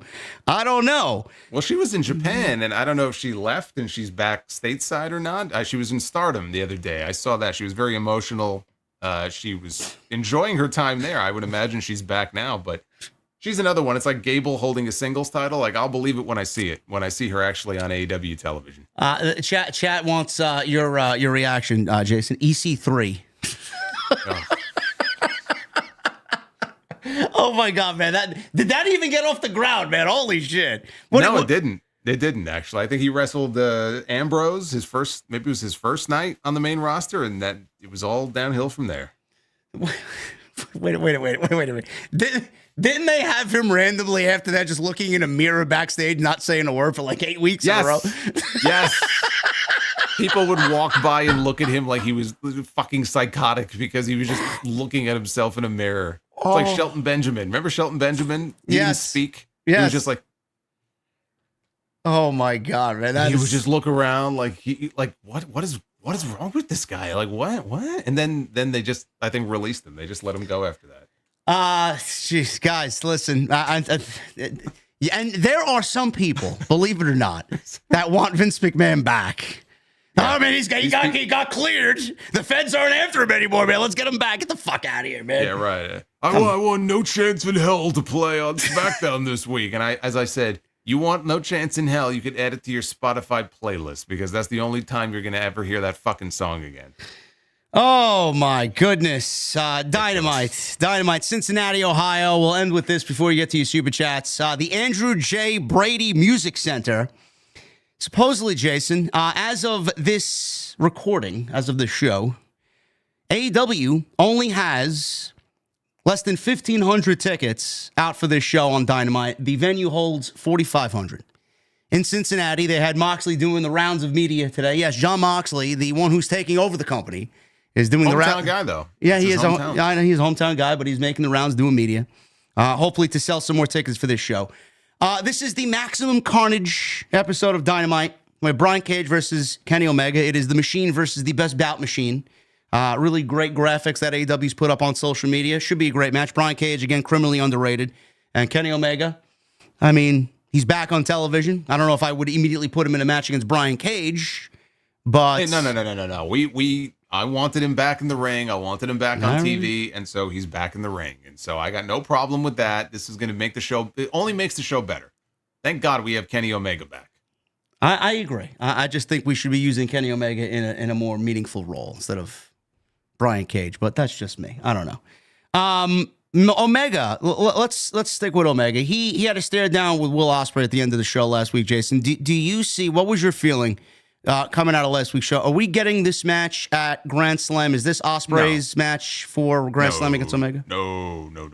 Honestly, I don't know why people were thinking that they were setting up Omega against Ospreay. To me, it was my initial thought, and my thought, is that they're setting up for Omega and Ospreay as partners against Fletcher and Takeshita on that show, because that way you get them all on the show. Obviously, you want Fletcher on the show. Ospreay will be on the show. They could run that back again, but I feel like Omega will be involved, as we saw at the end of the show, and doing a tag match. Not only would it be a great match, but I just think it makes sense to do that. And then if you want to do Omega against Fletcher in a singles match, Revolution is a few weeks later. You could always do that match at Revolution. But I think Australia is a tag team match with Omega and Ospreay as partners on the same side. You know, I think that's a solid idea for sure. But you know, my problem was Omega wrestled Gabe Kidd at Wrestle Dynasty. He shows up on Dynamite this past week. He comes out. He almost comes out in a way where he's talking about what had happened with his diverticulitis, and he barely made a mention of what happened in Japan just the previous weekend. It's almost as if you didn't really know he wrestled unless you really knew and watched the show. He came out kind of somber, and you know, he's thanking the fans without us. You know, he don't know what he'd be doing or where he would be, and where the reason why he came back. How is that different? How is that different than all the lead up to Wrestle Dynasty? They barely mentioned the fact that there was going to be a joint show and their talent was going to be on the show. We had the one segment with Mercedes in the ring promoting her match with Mina, which was not a great segment. That was it. They had a video package for Kenny a few weeks before, and they kind of mentioned it, but like they did virtually no promotion for that show. The Young Bucks were on the show. Ricochet was in the main event against Zack Sabre Jr. There wasn't a single fucking mention of that, I don't think. So why would you think it would be any different post-show that they would mention this? It seemed to me like Tony was almost just upset that all of his guys were making their returns on their show and not his show. Well, the point I wanted to make was he came back, and yeah, I agree. Nothing was mentioned there. I don't know if that was a Warner Brothers Discovery thing where they didn't want him to promote another company's show. I don't know. I don't know, because Mercedes had her segment, so that doesn't make any sense. I don't know. Promote it. Yeah, I don't know. I don't know what the lackadaisical approach was. But the point I'm trying to make is he came back and he was somber and he thanked the fans and everything in the main event last week. Why wasn't there a mention of the Bucks? Why wasn't there a mention of Jack Perry, Okada, who he had an interaction with at the pay-per-view and handed the Continental Championship to him? I mean, he had diverticulitis, and the last time we seen Kenny Omega was him on a stretcher, and they wrote him off television, quote unquote, only to come back, not say anything about Okada being a part of the Elite, taking him out, this was before he had surgery, by the way, handing the title to Okada, and then he officially makes his return on Dynamite in the main event segment last week to cut a promo, and no mention of what had happened previously the last time we saw him on AEW television. Did you find that to be a little bizarre? Were you bothered by that? Because I know, to me, watching the show, I just felt like my intelligence was insulted. It was weird because that was the last time we saw him on the show, and they tried to basically murder him. But I just looked at it, and he said this in his promo. What did he say in his promo? I'm not back for revenge, right? He said, I'm back. What was it? I'm back for, I forgot exactly what it was that he said, but I know he had a line in there about how I'm not back for revenge or anything like that. It felt to me like this was their way of just, they wanted to pivot in a different direction, and they may have something else in mind for the Elite when they come back, possibly tied into the Death Riders angle. So it doesn't mean that we're not going to get a match with Omega and Jack Perry at some point, but honestly, as awful as the Elite stuff was, it didn't bother me. Honestly, it didn't bother me. If they want to pivot to something else and have Omega do something more meaningful, I'm all for it. So in that way, yes, it was weird and kind of dumb, but I wasn't bothered by it because it's probably for the better. Yeah, I think a lot of people feel that same way too. So he's going to be wrestling Brian Cage. Jon Moxley versus Powerhouse Hobbs. This is for the AEW World Championship. Hobbs won the gauntlet match last week, and he is the number one contender. I did watch Collision, and there was an interaction with Hobbs kind of chasing off the Death Riders, and Tony Khan booked this fucking 12-man tag on Saturday's Collision, which you talking about getting ratioed. Did you see yes. the reaction? Yes.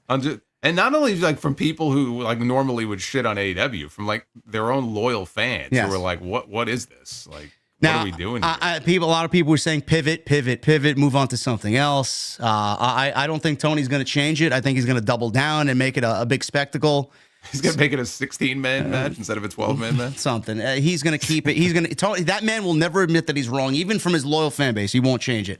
But Moxley and Powerhouse Hobbs, Tony Khan kind of, I guess, gave away the ending of the match because Hobbs is in the 6-man tag or the 12-man tag, whatever, on Saturday. I don't even know how many men are in this thing. Might as well throw everybody. I might as well make it a battle royal for all we know. You were off by half a dozen. But yeah, that's okay. Yeah. So he's getting this championship. I don't think there's anybody that is watching this show on a weekly basis, Jason, that believes that Powerhouse Hobbs is beating Jon Moxley. What would you have done anything different in the gauntlet match last week? I know the rumor was Jeff Jarrett was going to win it. I don't choose your poison, man. And we'll get to Jarrett in a second, but I mean, Powerhouse Hobbs, I like it. I like that he's on TV. I like that he's in a big spot. Last time we saw these two were back at Jacksonville when Moxley was the IWGP champion. Hobbs tore something in his knee. I don't know. Remember what it was. He ruptured his patellar tendon. He was out for about 6 or 7 months. And that match, I don't remember being all that good. He did get injured in that match. I'm not really excited to see it again, but I'm happy to see Hobbs in a good position. But the thing that they need to do is take this, give him a big spot, championship match, and give him something after this and have this lead into something after this match. I just don't trust that they're going to do that. Well, you want to know what I would do? Sure. I put the belt on him.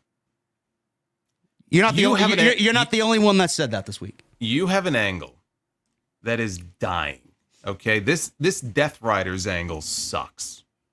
Plain and simple. It fucking sucks. And more people are waking up to the fact that it sucks. And it's their main storyline. Now, I thought that it was all building to Darby Allin being the one to win the belt from Jon Moxley. And I thought they would do that match. I thought they were going to do it at Revolution. And Darby's run would be very brief. Christian might cash in, take the title from him, and then Darby can go off because Darby, of course, as we know, is going to be climbing Mount Everest, and he's already in training for it. Fightful had the report a few days ago that he's gone. He's off television. He's not coming back. He's already training for the climb. So based on that report, we're not going to see him again for several months. And I'm sitting here and I'm thinking, everything seemed to be building to Moxley and Darby. So are they considering waiting Yes. until Texas? Yes. Okay, well, that's stupid because this angle is dying, and you're telling me you're going to continue to drag this out and keep the belt on Moxley for 7 more months? Bro, Darby, listen, who said it? Darby's going to plant an AW flag at the top of Mount Everest? That's what he wants to do. His goal is to get to the top of the summit and plant a flag with the AEW logo. Whose idea is that? Is that Darby's or Tony Khan's idea? I think it's Darby's idea, and Tony is like, "Oh, that'd be great," but I think it's Darby. Oh, so I would assume Tony is funding this expedition. No, I probably, yeah. I mean, I guess. All right. So if he's funding the expedition, this is the way I think of it. He's funding the expedition. He makes it back alive, hopefully, plants the flag, comes back to the United States, and does All In. And then he does the championship match with Moxley at All In, and he's given the world championship for planting the flag on top of Mount Everest. You're assuming that he'll make it to the top. Yes. And everything's going to go well, and he's not going to get hurt or worse. And he'll make it back, and everything's going to go exactly according to plan, yes. which virtually never happens. That's a nice, fancy idea in theory, but again, you haven't solved the problem of this angle sucks. Well, they took him off television to have him go to Mount Everest. That's a fucking problem. That's a big problem. Yeah. I can't with this. I can't. 7 more. I can't do it, dude. I can't do it for 7 more months. I can't do another fucking 7 days. Like my fucking 7 months. I just can't do it. So I'm looking at this and I'm going, everybody's coming up with ideas like, okay, how can we keep, Hobbs strong? Of course he's going to lose, but how can we keep him strong coming out of it? And if only Tony will capitalize on the momentum here. And after he loses, give him something to do. I got a better idea. Let him beat Jon Moxley and win the AEW world title. Nobody will be expecting it. And if you're serious about wanting to push him and really do something with this guy, right? Because he comes off as a big badass, right? Jon Moxley was backing away. He was backing down from him the other day. Have him beat Jon Moxley and win the championship and shock the world and shock some life back into this television show and make people think, holy shit, I better tune into Dynamite. We had a world title change on the show this week. I didn't see that coming. And give him a run. Now, I don't know how long the run would be. Is it going to work in the long term? Maybe not. But everyone's talking about, what to do with Hobbs after he loses. How about we do something with him now? Because this angle's not working anyway. What do you have to lose? That's my question. What do you have to lose by putting the title on him on Wednesday night? Listen, I know they're building Copeland. I know they're building Copeland up for it. I get that. And he certainly should not be the one to beat Jon Moxley. What do you have to lose? What is their main event for Grand Slam then? If it's not Moxley and Cope. Lind.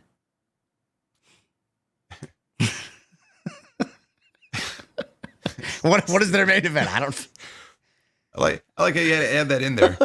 Like 5-second delay.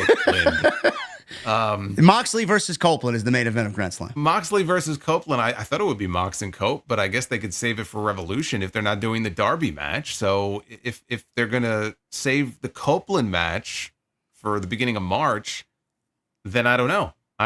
It could be Hobbs, and Hobbs drops it back to I don't know. I don't know. All right, here's another scenario. Take Darby out of the equation. He goes to Mount Everest. Who knows if he's going to be in any condition to come back to pro wrestling for an extended period of time. We don't know. Jeff Jarrett, right? He was not in the gauntlet match. He's got this thing going on with MJF.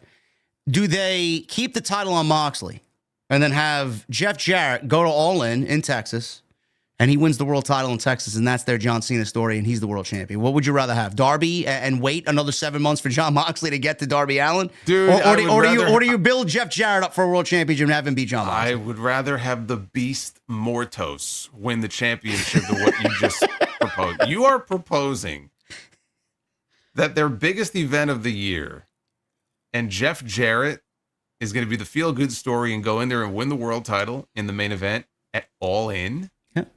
Yeah. And that's gonna move tickets. I put absolutely nothing past these people.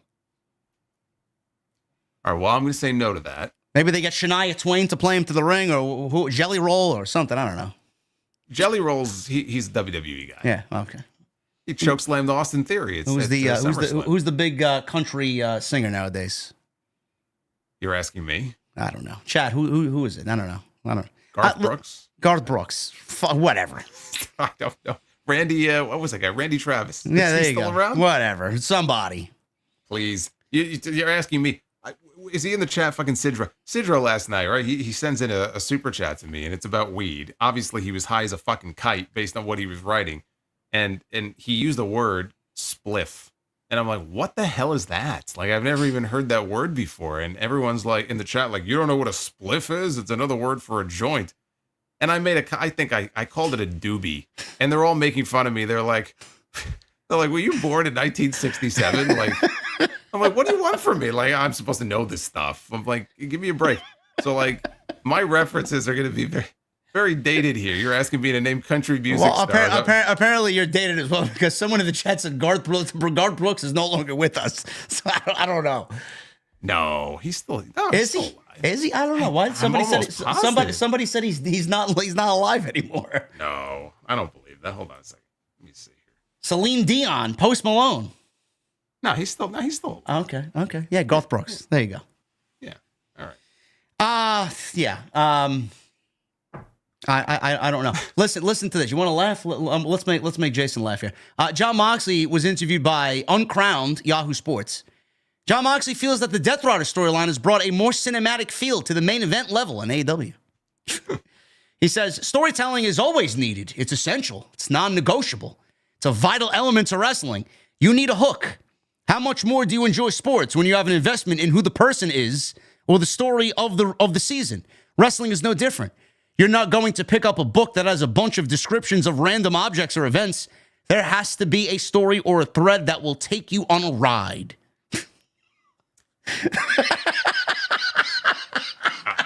Actually in agreement with him. I just don't know what story it is that he's talking about, because he's certainly not talking about his story. I don't know, man. What is he talking about, Chad? Maybe he's talking about the bloodline. Maybe he's a big fan of the bloodline story. I don't know. Well, they did. An AEW audience did tell him to go back to Roman Reigns. So that's let me ask you a question. You want to talk about story? You want to talk about story and consistency? Let me ask you this. You mentioned the 12-man tag coming up on Collision. Did you see who Moxley is teamed up with in this match? Of course I did. The youngest, most vital part of AEW history, man. Jericho. Now, I could be wrong here, but I thought, at least at the beginning of this storyline, this, like, what Jericho represents is the antithesis of what Moxley represents. He wanted to get away from the silliness and all that stuff. The egos and just the goofiness. And yet he is paired up with the learning tree. Yeah. Make it make sense. I wish I could tell you. You know, I asked Grok on X to make sense of the storyline. You know what they spit out at me? Nothing. Not even AI can figure it out. You confused it. Yeah. You stumped AI. Even they have no idea what you're talking about. Elon's technology is no match for Tony Khan, man. Oh, my goodness. Apparently not. It just, you know what? What can you do? To wrap things up here, to get these super chats, Ricochet is going to be on the show. Casino Gauntlet for the women. Women's Toni Storm. Yeah, women's championship matches on the line for Grand Slam. I'm going with Toni Storm as well. Do we see Athena? I don't know. They got more than enough women to fill the 11, 12 spots on that show. So we'll see what happens there. Christian Cage versus Hook will take place. And Private Party and Mark Briscoe versus the Hurt Syndicate, which is a trios match where they set up the Hurt Syndicate taking the tag team titles from poor Private Party. I don't know what happened there. I ranted about this last week with Jesse as well. I don't know why Private Party's teaming with Mark Briscoe when Shelton Benjamin was teasing going after Danny Garcia and the TNT title in the Continental Classic. Maybe I saw a mirage. I don't remember what I watched at the Hammerstein Ballroom, but that's exactly what I remember seeing. Mark Briscoe, I don't know where he comes into play. But, man, what do you think of the Hurt Syndicate, just basically Big League and Private Party on Dynamite saying they're going to take the tag team titles? What the fuck happened there, man? They won the championships. We were expecting change. And the last time that they were on Dynamite Private Party was the night they won the championships 3 months ago. What happened? What happened is the Young Bucks did an interview recently and said that the plans changed many times for like who they were going to lose those tag team titles to. I have a feeling that they were going to lose them to the Outrunners, and plans changed a few times, and they decided, okay, the time is right. Let's put over Private Party. And they had no plan after they won the titles. because how many times have they wrestled on Dynamite since they won the titles? 0 times. Not once. And even on Collision, I think maybe they had 1 title defense so far. Yeah, Leo Rush and Action Andretti. Yeah, so they haven't been able to buy themselves television time. So if they don't win the titles from them, I would be stunned. It just seems tailor-made that they're going to go in there and they're going to, crush these 2 guys and who did nothing wrong, but they had no plan for Private Party. This was not the original plan. They did it. It was a great moment, 5 years in the making, and they were like, okay, well, now what? Now it's on to we move on to a team we actually want to see with the tag team titles, and I think that's exactly where we're headed. And MVP, this is going to be his in-ring debut, his first actual match in an AEW ring. And correct me if I'm wrong, the Texas Death Match. Oh God, that has been signed. Is that for Collision? Yes, right. That's Collision. Okay, that's. By the way, this whole situation could have been avoided if they would have just put the fucking title on Hangman Page back at WrestleDream. What a fucking comedy show, man. Holy shit. How have you dropped the ball on Adam Page so badly? It's Jeff Jarrett and now Christopher Daniels. The fuck? This all could have been avoided. You had a great heel coming off a huge win in the main event, it All Out, and they just went off the rails. And now he's wrestling Christopher Daniels in a Texas death match on Collision. What happened to Swerve and Bobby Lashley? Is that over now? Yeah, they dropped it. Yeah. Why? Bobby Lashley couldn't lose? Well, because they wanted to do something with Swerve and Ricochet. Bobby Lashley couldn't lose, I guess, huh? They weren't going to beat him this early. No. I don't know why the feud started anyway to begin with. Here we are. The only thing I think is they wanted to really establish him by having him go over a former champion and a big name, and Swerve wasn't doing anything else. So that's what they came up with. I got a comment on Twitter before we get to the super chats. In regards to what we were talking about with Jeff Jarrett and All In winning the championship. We need Road Dogg singing Jeff Jarrett to the ring at All In. You're going to make this guy fucking blow a gasket, man. No, we need Jeff Jarrett to give us another With My Baby Tonight encore earlier in the pay-per-view and then come out and win the title at the end of the show. Yeah, MJF, man, he is deserving of so much better, man. I don't know what we're doing, but if MJF is watching, you got 2 fans right here, man. What the fuck is going on? Look, I said this in my review. I actually think when we get the match... Oh, it'll be good. It'll be good. Yeah, I think the match could be really good, but it's just what they have him doing right now is like to me, he's never felt colder. No. Never in all the years that he's been in this company has he felt as ice cold as he does right now. And it's a complete waste of what he brings to the table. Who knows? Maybe MJF had partially requested this. I don't know. We'll see. You know what? It's possible. Maybe he wanted to work with Jeff. I'm just saying, coming out of the Adam Cole thing and then going directly into this, when you have this, the Death Riders are supposed to be this existential threat to the very survival of this company, and everyone's vying for the world. Even MJF said he's vying for the world title, but to have him go from that to this, and that's the best that you can come up with for him, there's a failure in there somewhere. Yeah. Rough days in AEW. We got Maximum Carnage, Dynamite, and Collision on Wednesday and Saturday nights. Obviously, Jason and I will be live on our respective channels covering the shit show that is Dynamite. We'll try and make sense of it the best we can.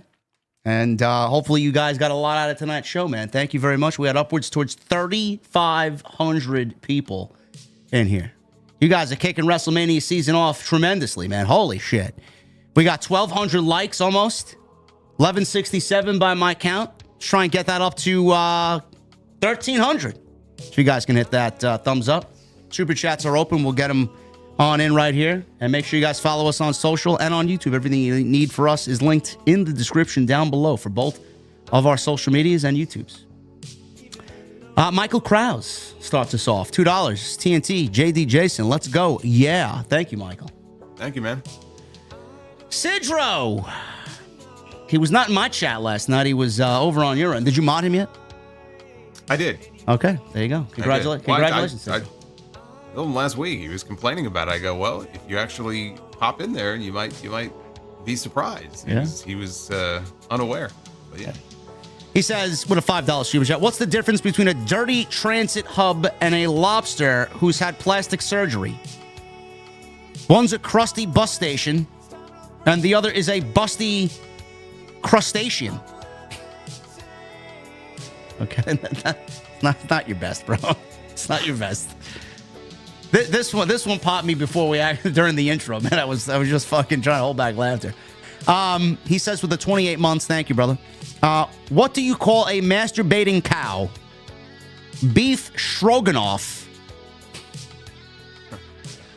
What do you get if you cross a prostitute with a lawyer?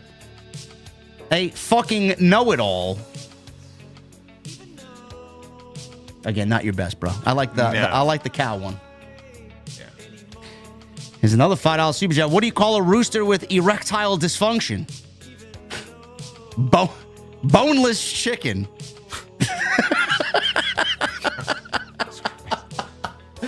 And he says, someone broke in my house and stole all my light bulbs. I wasn't mad, though. I was delighted. Okay. All right. This is getting out of control now. Yeah. Out of control, Sidro.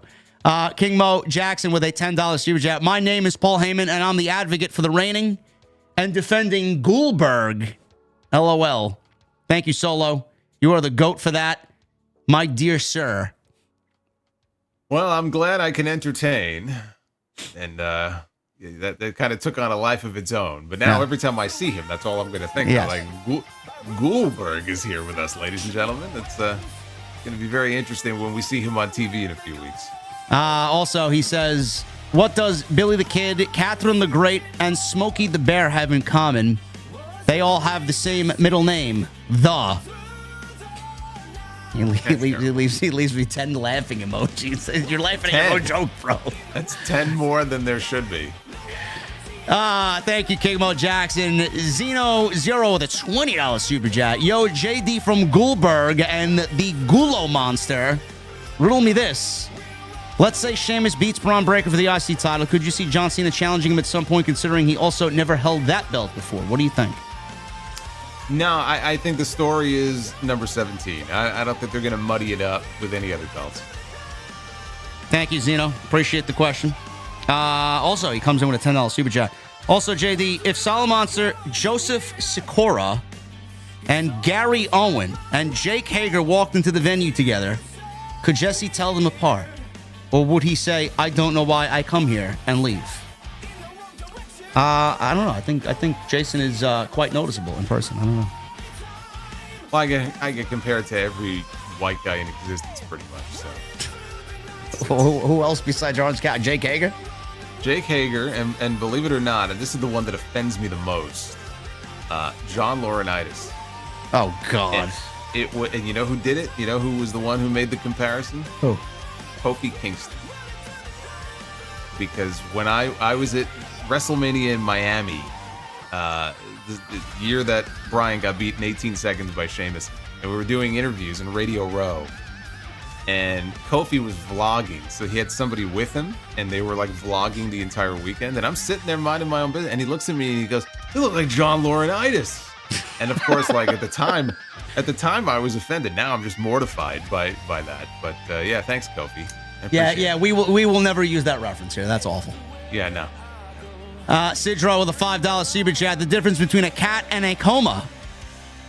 Oh no, coma. Difference between a cat and a comma. What? It's a big, two very different things.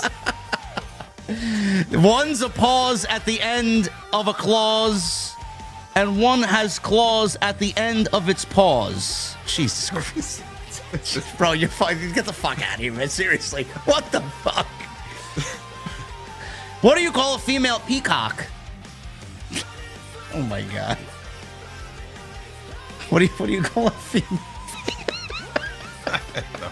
Do I want to know? No, you don't want to know. What do you call a female peacock? A peacunt.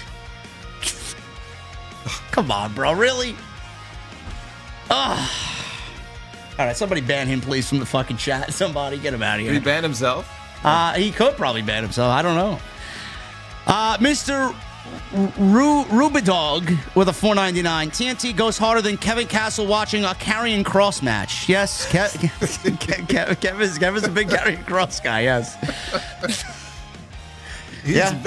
He's a very loyal friend, and we appreciate that kind of loyalty. Yeah. Michelle with a 5. Did Ospreay? Cross, by the way, Cross has a new book out, either out or coming out soon. I think he has a book. Oh, really? That's interesting. I believe so. Yeah. Michelle, did Ospreay really get chewed out by TK for saying Murphy? And maybe Darby has the right idea. Would rather climb Mount Everest than deal with bad creative. Did TK chew out? No, I didn't hear that. No, I don't think so. No, that didn't happen. No, Ospreay's pretty bulletproof there. $5 for Sidro. Mentally unstable man walks into psychiatrist's office wearing only plastic wrap. Doctor takes one look at him and says, "Clearly, I can see your nuts." Oh my God, man! How many more you got, bro? Really? It's like never ending. Lauren with a 2. Royal Rumble picks: The Rock, and unfortunately, Charlotte. Well, it's been 5 years since Charlotte's won a Rumble. I guess some might say she's due. I certainly hope not. And you say, and your men's pick is The Rock? No, my men's pick is Cena. Okay. Rock would be my. I call him my dark. Out of the blue, just randomized pick, fantasy booking. No, not out of the blue. No? I laid it all out. I mean, it's not out of the blue. I mean, I laid out the idea behind it. I just think there's a better chance that they end up giving it to Cena. I just think it would be a mistake, and I would hold off and if anything, do the Chamber and not the Rumble. Freebird with a 29 months. I know AW is rough at the moment, but y'all coming to All In. If I don't get to meet JD Graham and Goldberg, I'm going to lose it. Haha. And bring Chi-Town as well. Keep an eye and an ear out for House of Glory making some announcements in the future. That's all I'll say. Can't really release anything yet, but I may be there regardless, so we'll see. Tank Woe with a new membership. Thank you, brother. Josh Herman with a $4.99 fantasy booking. Have Julia Hart leave AEW and form a tag team with Alexa Bliss. Could be the most merch movers in the women's division. Yeah, maybe. I don't know what Alexa does when she comes back. Does she go to the Wyatt 6 program and do something there, or does she come back as just heel Alexa? I think probably as the goddess. Hopefully. It's been years since she's done that. Ali with a 5. Hey, JD, my question to you is, will we see a different version of Penta now that he's in WWE like his dark character in AEW when he carries the shovel? No, I think we're going to stick with this for a while. I think after that, the merch he's going to sell and the babyface reactions he's going to garner, and them needing somebody to eventually replace Rey Mysterio as the luchador of their company, I think that's Penta, honestly. People said that about Dragon Lee. I know. They got to change our minds. This is the guy to do it with. Chris with a $4.99 times 2. What's up, guys? Great TNT as always. Question for JD. Do you think the men's Royal Rumble is up there with the 1992 Royal Rumble with the amount of star power? Well, in that Royal Rumble, there was 5 WWF champions.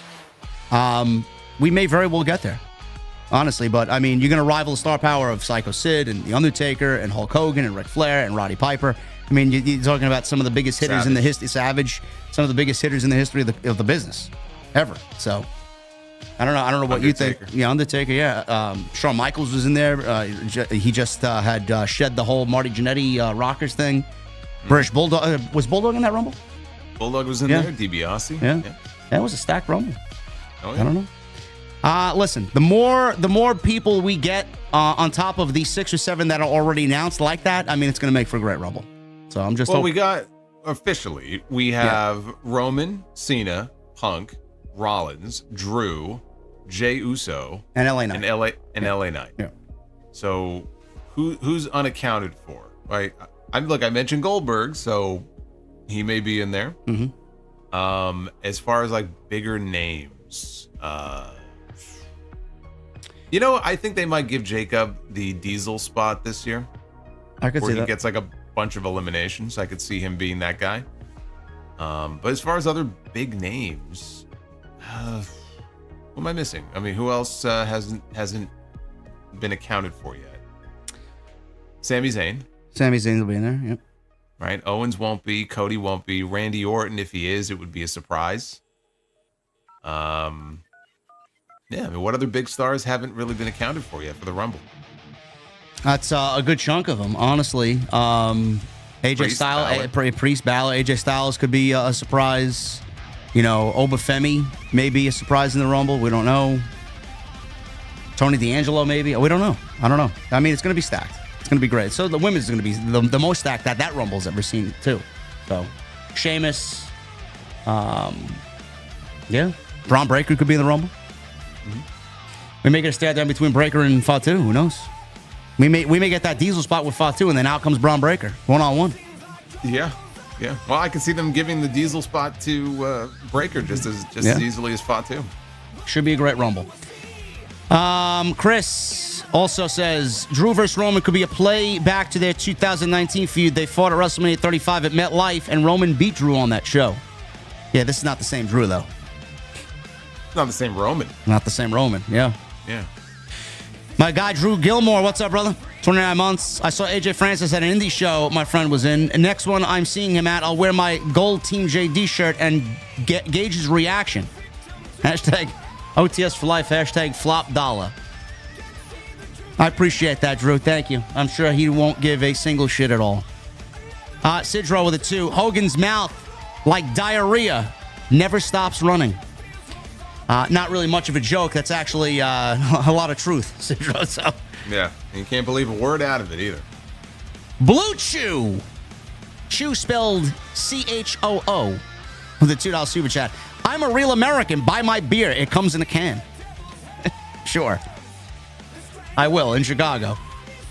A Sonata with a $5 super chat. Hi, JD. I've been watching for months, but at work because I'm always asleep when you're live. Just wanted to ask why Jesse does AEW and not WWE.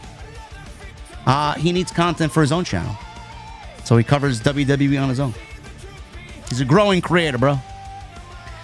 Philip St. Mark with a $9.99. European soccer has a transfer window, one in the summer from July 1st to August 1st, and one in the winter from January 1st to the 31st for teams to buy players for their team from other teams. I did not know that. It's like I said, twice a year. Yeah. You have what is effectively a trade window, and you don't have to bother doing a draft show. I know why they do it. They love doing it. The NBA has a draft. The NFL has a draft. Their drafts, though, are big deals, and WWE's are usually very, very boring and very underwhelming. So I like the idea of doing it this way. But they just have to formalize it more because again, it's very open-ended. We don't know too much about it, and there's not a whole lot going on. Johnny Boy Vaccaro with a $10 super chat. Absolute banger matches in the near future. Penta eventually fighting He's another one of the Rumble. And Braun Strowman. Those are 2. Logan Paul, yeah. Absolute banger matches in the near future. Penta eventually fighting WWE's youngest and speedster stars. Axiom, Frazier, Wesley, Dragon Lee, and Javon Evans.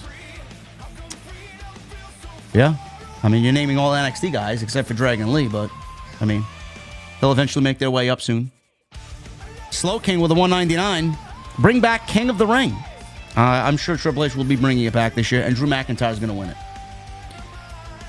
Johnny, 19 months. JD and Solo, you two the best. Thank you, Johnny. Thank you, man. Boss Top Rich, $4.99. Imagine Dom wins Money in the Bank and cashes it in on Cena after he wins 17, finally getting revenge for Cena beating Ray after he won the WWE Championship. I do not want to see that happen. Well, Ray was a deadbeat father. I don't think Dom is looking for any kind of revenge for him. And I don't want Dom winning Money in the Bank either. I think that's a waste. Yeah. I like Jason's idea of Cena winning it. Hollywood Guy with a 5. Was there any other wrestler from a different promotion that had the same reaction that Penta got? I can't think of one. Maybe AJ Styles. Now, AJ got a great reaction at the Rumble. It's just that they didn't show him on camera because they fucking botched it. Yeah. That was Kevin Dunn. Yeah. They were more interested in showing Roman's reaction, where he just looked like he woke up from like a deep sleep. AJ, I was in the building that night. AJ got a great reaction. As far as he's talking about like stars that were never in WWE, right? From other promotions. Yeah, that had a major name on the indies, like a good presence on the indies that came in and got that type of reaction. Well, Nakamura. I mean, Nakamura, when he debuted in Dallas at that take, I was there too. Yeah. And it was like the feeling in the building was unlike anything that I think could remember up to that point. As far as like a new guy coming in, it was like people saw that as a big deal. It's hard to imagine it now because Nakamura is not what he was then, but that was a big deal. Yeah. That was a great fucking match. I watched that match back at like at least half a dozen fucking times on that same weekend. Unbelievable. It was great. Warriors of who's this? Warriors for Jesus. $5 super chat. At this point, I would rather watch WWE than AEW. I think you and many other people, bro. They're not. They're ice cold right now, and that's the only way to put it. It's the nicest way to put it. Boss Top Riches with a $4.99. Any AEW women you guys see leaving for WWE? Britt seems likely, or even Jamie, maybe even Stat. I can't tell you, man. Britt, I don't know what the fuck's going on with Britt. I could see her in WWE eventually, but they got such a great roster over there. Half of them are not even being used properly. Jamie would do well. Yeah. To go to WWE. Yeah. How Willow isn't a bigger star than she is right now is just fucking unbelievable. I don't know. Statlander too. Willow gets used. I mean, Willow's all over the place. She's Mexico, and she was just at Tokyo Dome. She's great. Yeah, she's fantastic. Learning Tree Jericho, 8131 with a $10 super chat. Penta and Ray apparently own the rights to their mask design on Lucha Central's site when they were in AEW and didn't want to sell the rights. I imagine WWE offered him big money to get those rights. Oh, is that true? That could be a reason why we didn't see them on Shop AEW for 5 years. Interesting. Still, I mean, Tony should have went out of his way to fucking buy the rights and do something. Doesn't really explain why Phoenix's merch just got pulled up. No gloves or anything. I mean, the glove was just as big as the fucking mask was. That's what I said. In WWE, when they start marketing those gloves, they'll make a killing off those too. They sold. Remember, they sold the Fiend gloves when he was the Fiend. They sold Fiend gloves. The hurt and the heel. Yeah. Sweet. Well, I mean, they sold a Fiend belt for $6,000. Well, what they make, like fucking 20 of them? Yeah. I mean, I'm sure it was limited edition, but I mean, it wasn't even a good looking belt. $6,000. Yeah. Like, why? Ridiculous. Listen, man, there's fucking sick people out there, man. They sold instantly. To each their own, but I never saw the appeal in that belt, and when I saw the price tag, I almost fell over. I was like, oh my god. Be Sweet with a $5 super chat. Omega's new music is good. The problem is Dynamite's ramp isn't long enough to get to the good parts of the song. LOL. I actually prefer the old song, the one that he came back with last time. I prefer Jon Moxley's original AEW music. Yes. I keep hoping he brings it back. It was such a great song.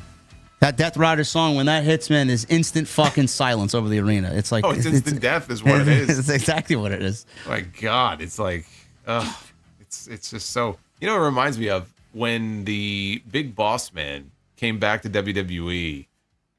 His music, there was a point after he was back for a year or two where people would actively groan when he would come out. So as soon as you heard that opening chord, it's like, ugh. And that's my reaction when I hear the Death Rider song now. It's like, ugh. Oh, my goodness, man. Let's see if Hobbs wins the title on Wednesday. James all day with a 199. JD Solo, did you see what Kevin Kelly tweeted? I did. About Corey Graves? No. He apparently, let me pull it up here. No, it was about Tony Khan. Oh, no, I didn't see it. Let's see, hold on.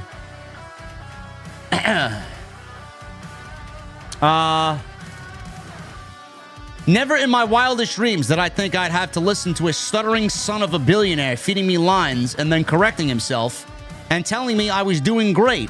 They waited until I had a mental breakdown to fire me.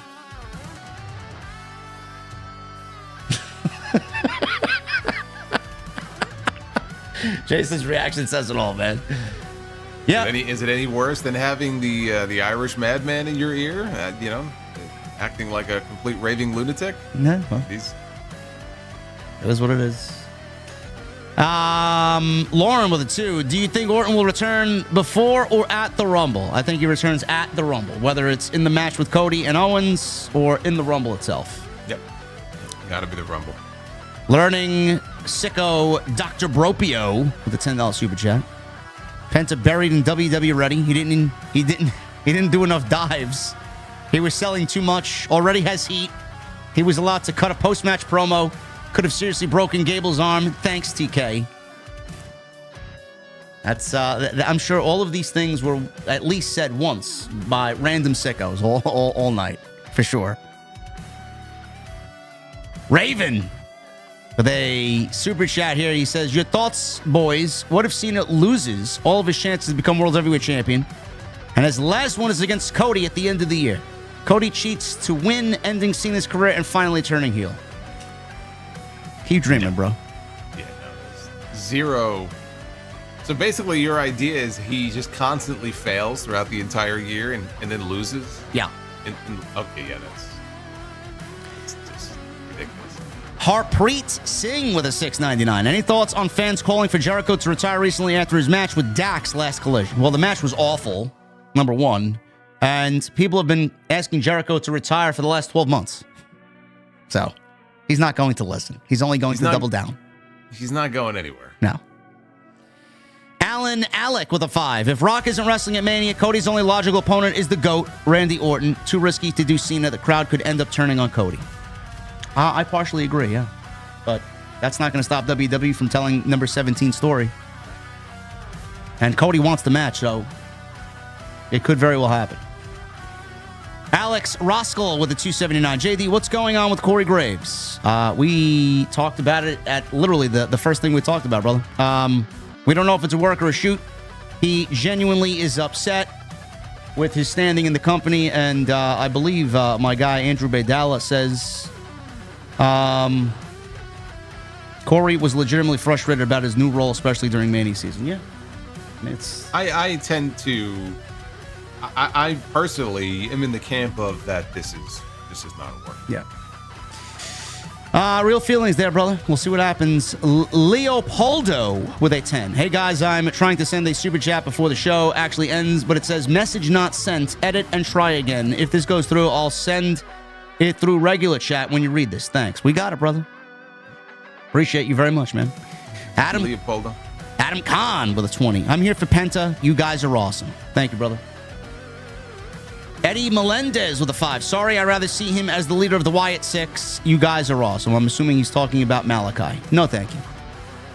Judgment Day makes a little bit more sense. Yeah, Judgment Day. I think Judgment Day would make a lot more sense. Warrior JWR with a 499. Alistair could even do it with Rollins over Rollins trying to take his eye out from years ago. Yeah, listen.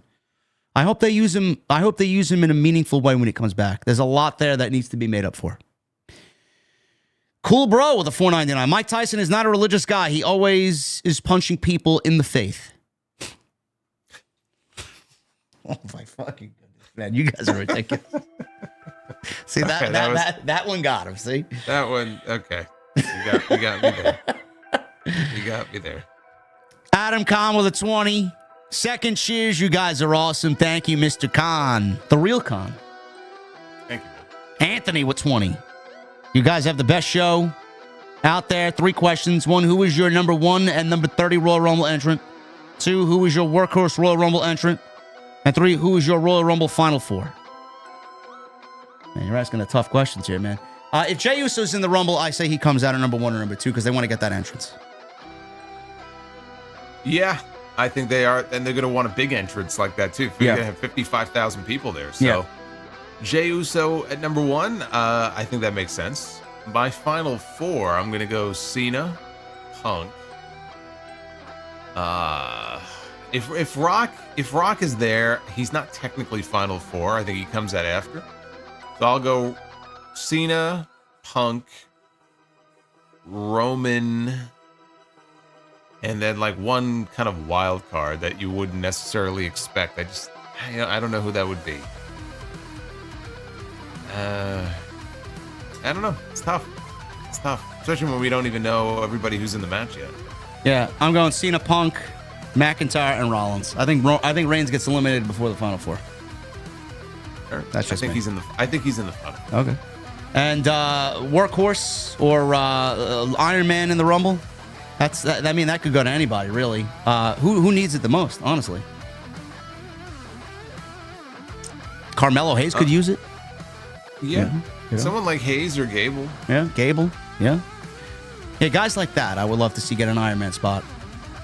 Jedi Jog with a 5. JD Jason, what's up, guys? Not wrestling related, but do you guys play Marvel Rivals? Shit is addictive as fuck and gives me a reason to not watch a bad product. I've seen people play it, bro. It doesn't look interesting to me, and I don't think even Jason knows what it is. I don't. There you go. I don't actually. But Okay. is it on Steam or is it only? It is. I think it's on all platforms: PlayStation, Xbox, and Steam. Yeah. I haven't played it. Ryan Matthew Russo with a 2. Hogan put over Goldberg in the Georgia Dome. He did. He didn't really know it then, but he did. Yeah. Sean with a 2. Have a safe flight, fellas. Enjoy House of Glory. You betcha, brother. Thank you. Thank you, man. I will be bringing my Nintendo Switch and playing Super Mario RPG. That's what I'm doing. It's a short flight, though. 2 hours.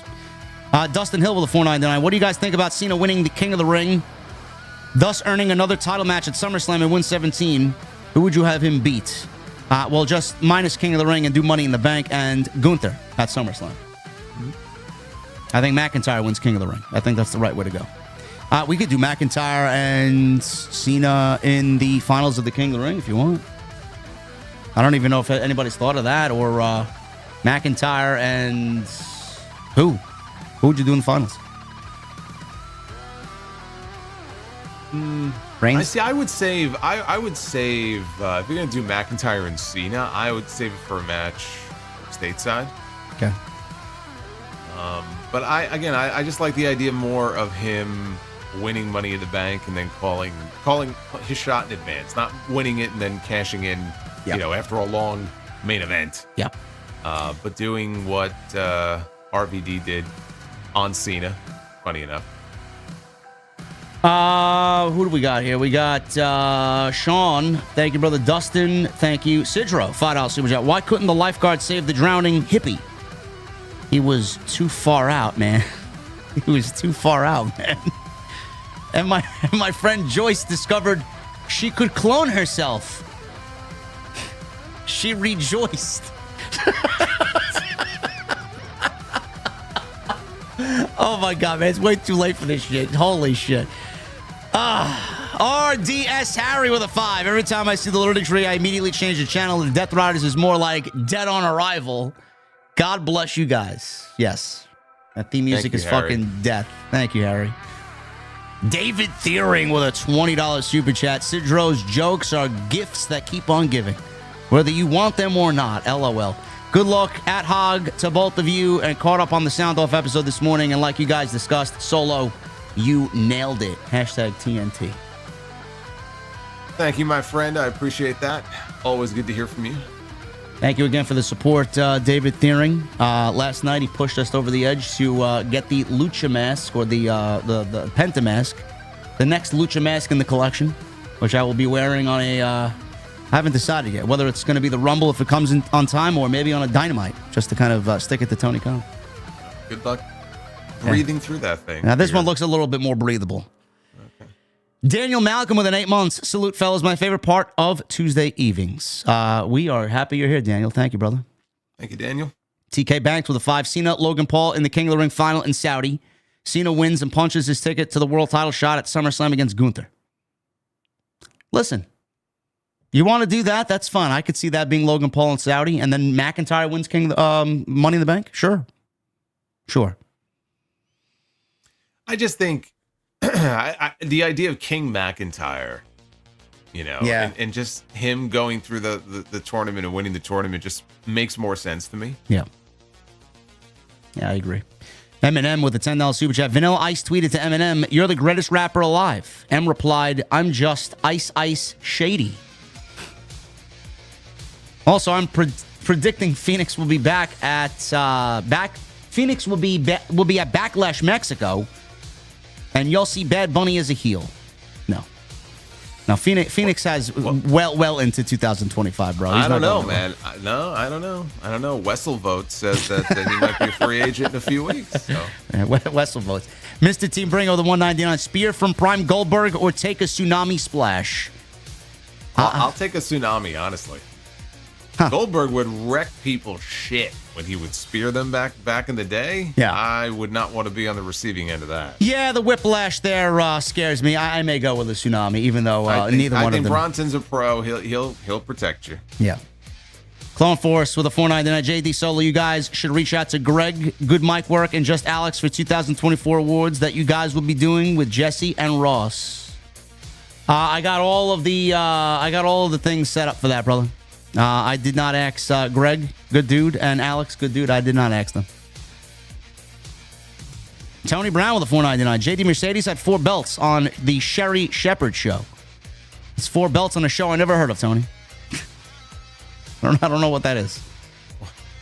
Well, I was confused when I saw her with the 4 belts at the Tokyo Dome, but yeah, you have the TBS title. You have the New Japan Strong open weight title. Yep. She won the Rev Pro British women's title, and apparently Rev Pro, I guess there was a promotion, the local promotion that went out of business, and they got their belts, and so that 4th title is that promotion's title that sort of, I guess, unified or merged with the Rev Pro title. Oh, so it's nothing. It's irrelevant. Basically. Okay. She's just doing it for but she's got 4 aesthetics. belts. Yeah. What is this? Clone Force with a 199. Braun Breaker eliminates Roman at the Royal Rumble.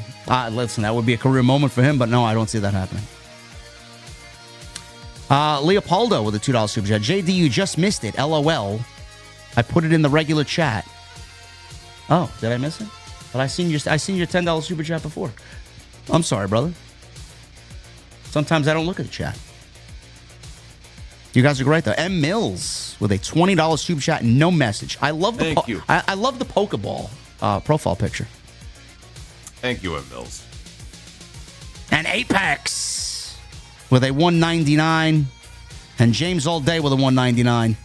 Apex says, "Did you guys see Punk troll Hogan yesterday with the ear?" Yes, I did. And then favorite talk show host, James All Day with a 199. I don't watch talk shows. Who has time to watch talk shows? I mean, if we're talking all time, I mean, back in the day, I used to watch Leno and Conan and all that. I go with Conan. I think Conan is fantastic. Yeah, I think old school Conan is great. And Jay Leno, old school Jay Leno was great too. Yeah. I was never really a Letterman guy. No, me either. Yeah. Me neither. But Conan to me is number 1. And Boots, $2 super chat. Does R-Truth help his childhood hero at the Rumble? I could listen. I think there could be an interaction. They're definitely doing something together this year. Yeah, for sure. Guaranteed. And that is all we got for you guys tonight for episode 79. You fucking killed it, guys. You guys are unbelievable. We got 3,500 this week in the chat. 1,300 likes accomplished. Super chats killed it. And from what I see here, you guys are looking at a 32-minute average view duration. So you guys are going to fucking blow this shit out of the water. When I wake up tomorrow morning, it's going to be like 44 minutes. You guys are great. So thank you for a great stream. I'll leave it to this guy here to sound us off for another great week of TNT. Well, I saw Kevin in the chat asking if second row is good for the Hog Show because front row is sold out. The answer is yes. We were in the same venue back in September, kind of an intimate venue, and honestly, you're not going to get a bad seat in the house. So if you are in Chicago and thinking about going to the show, do not hesitate. You can get your tickets now. Myself and this guy are going to be flying out to the Windy City on Friday, and that is where we will be. It'll be streaming live on Triller TV Plus. But if you can make it out to the venue and say hello, we'd love to hear from you. Don't be a stranger.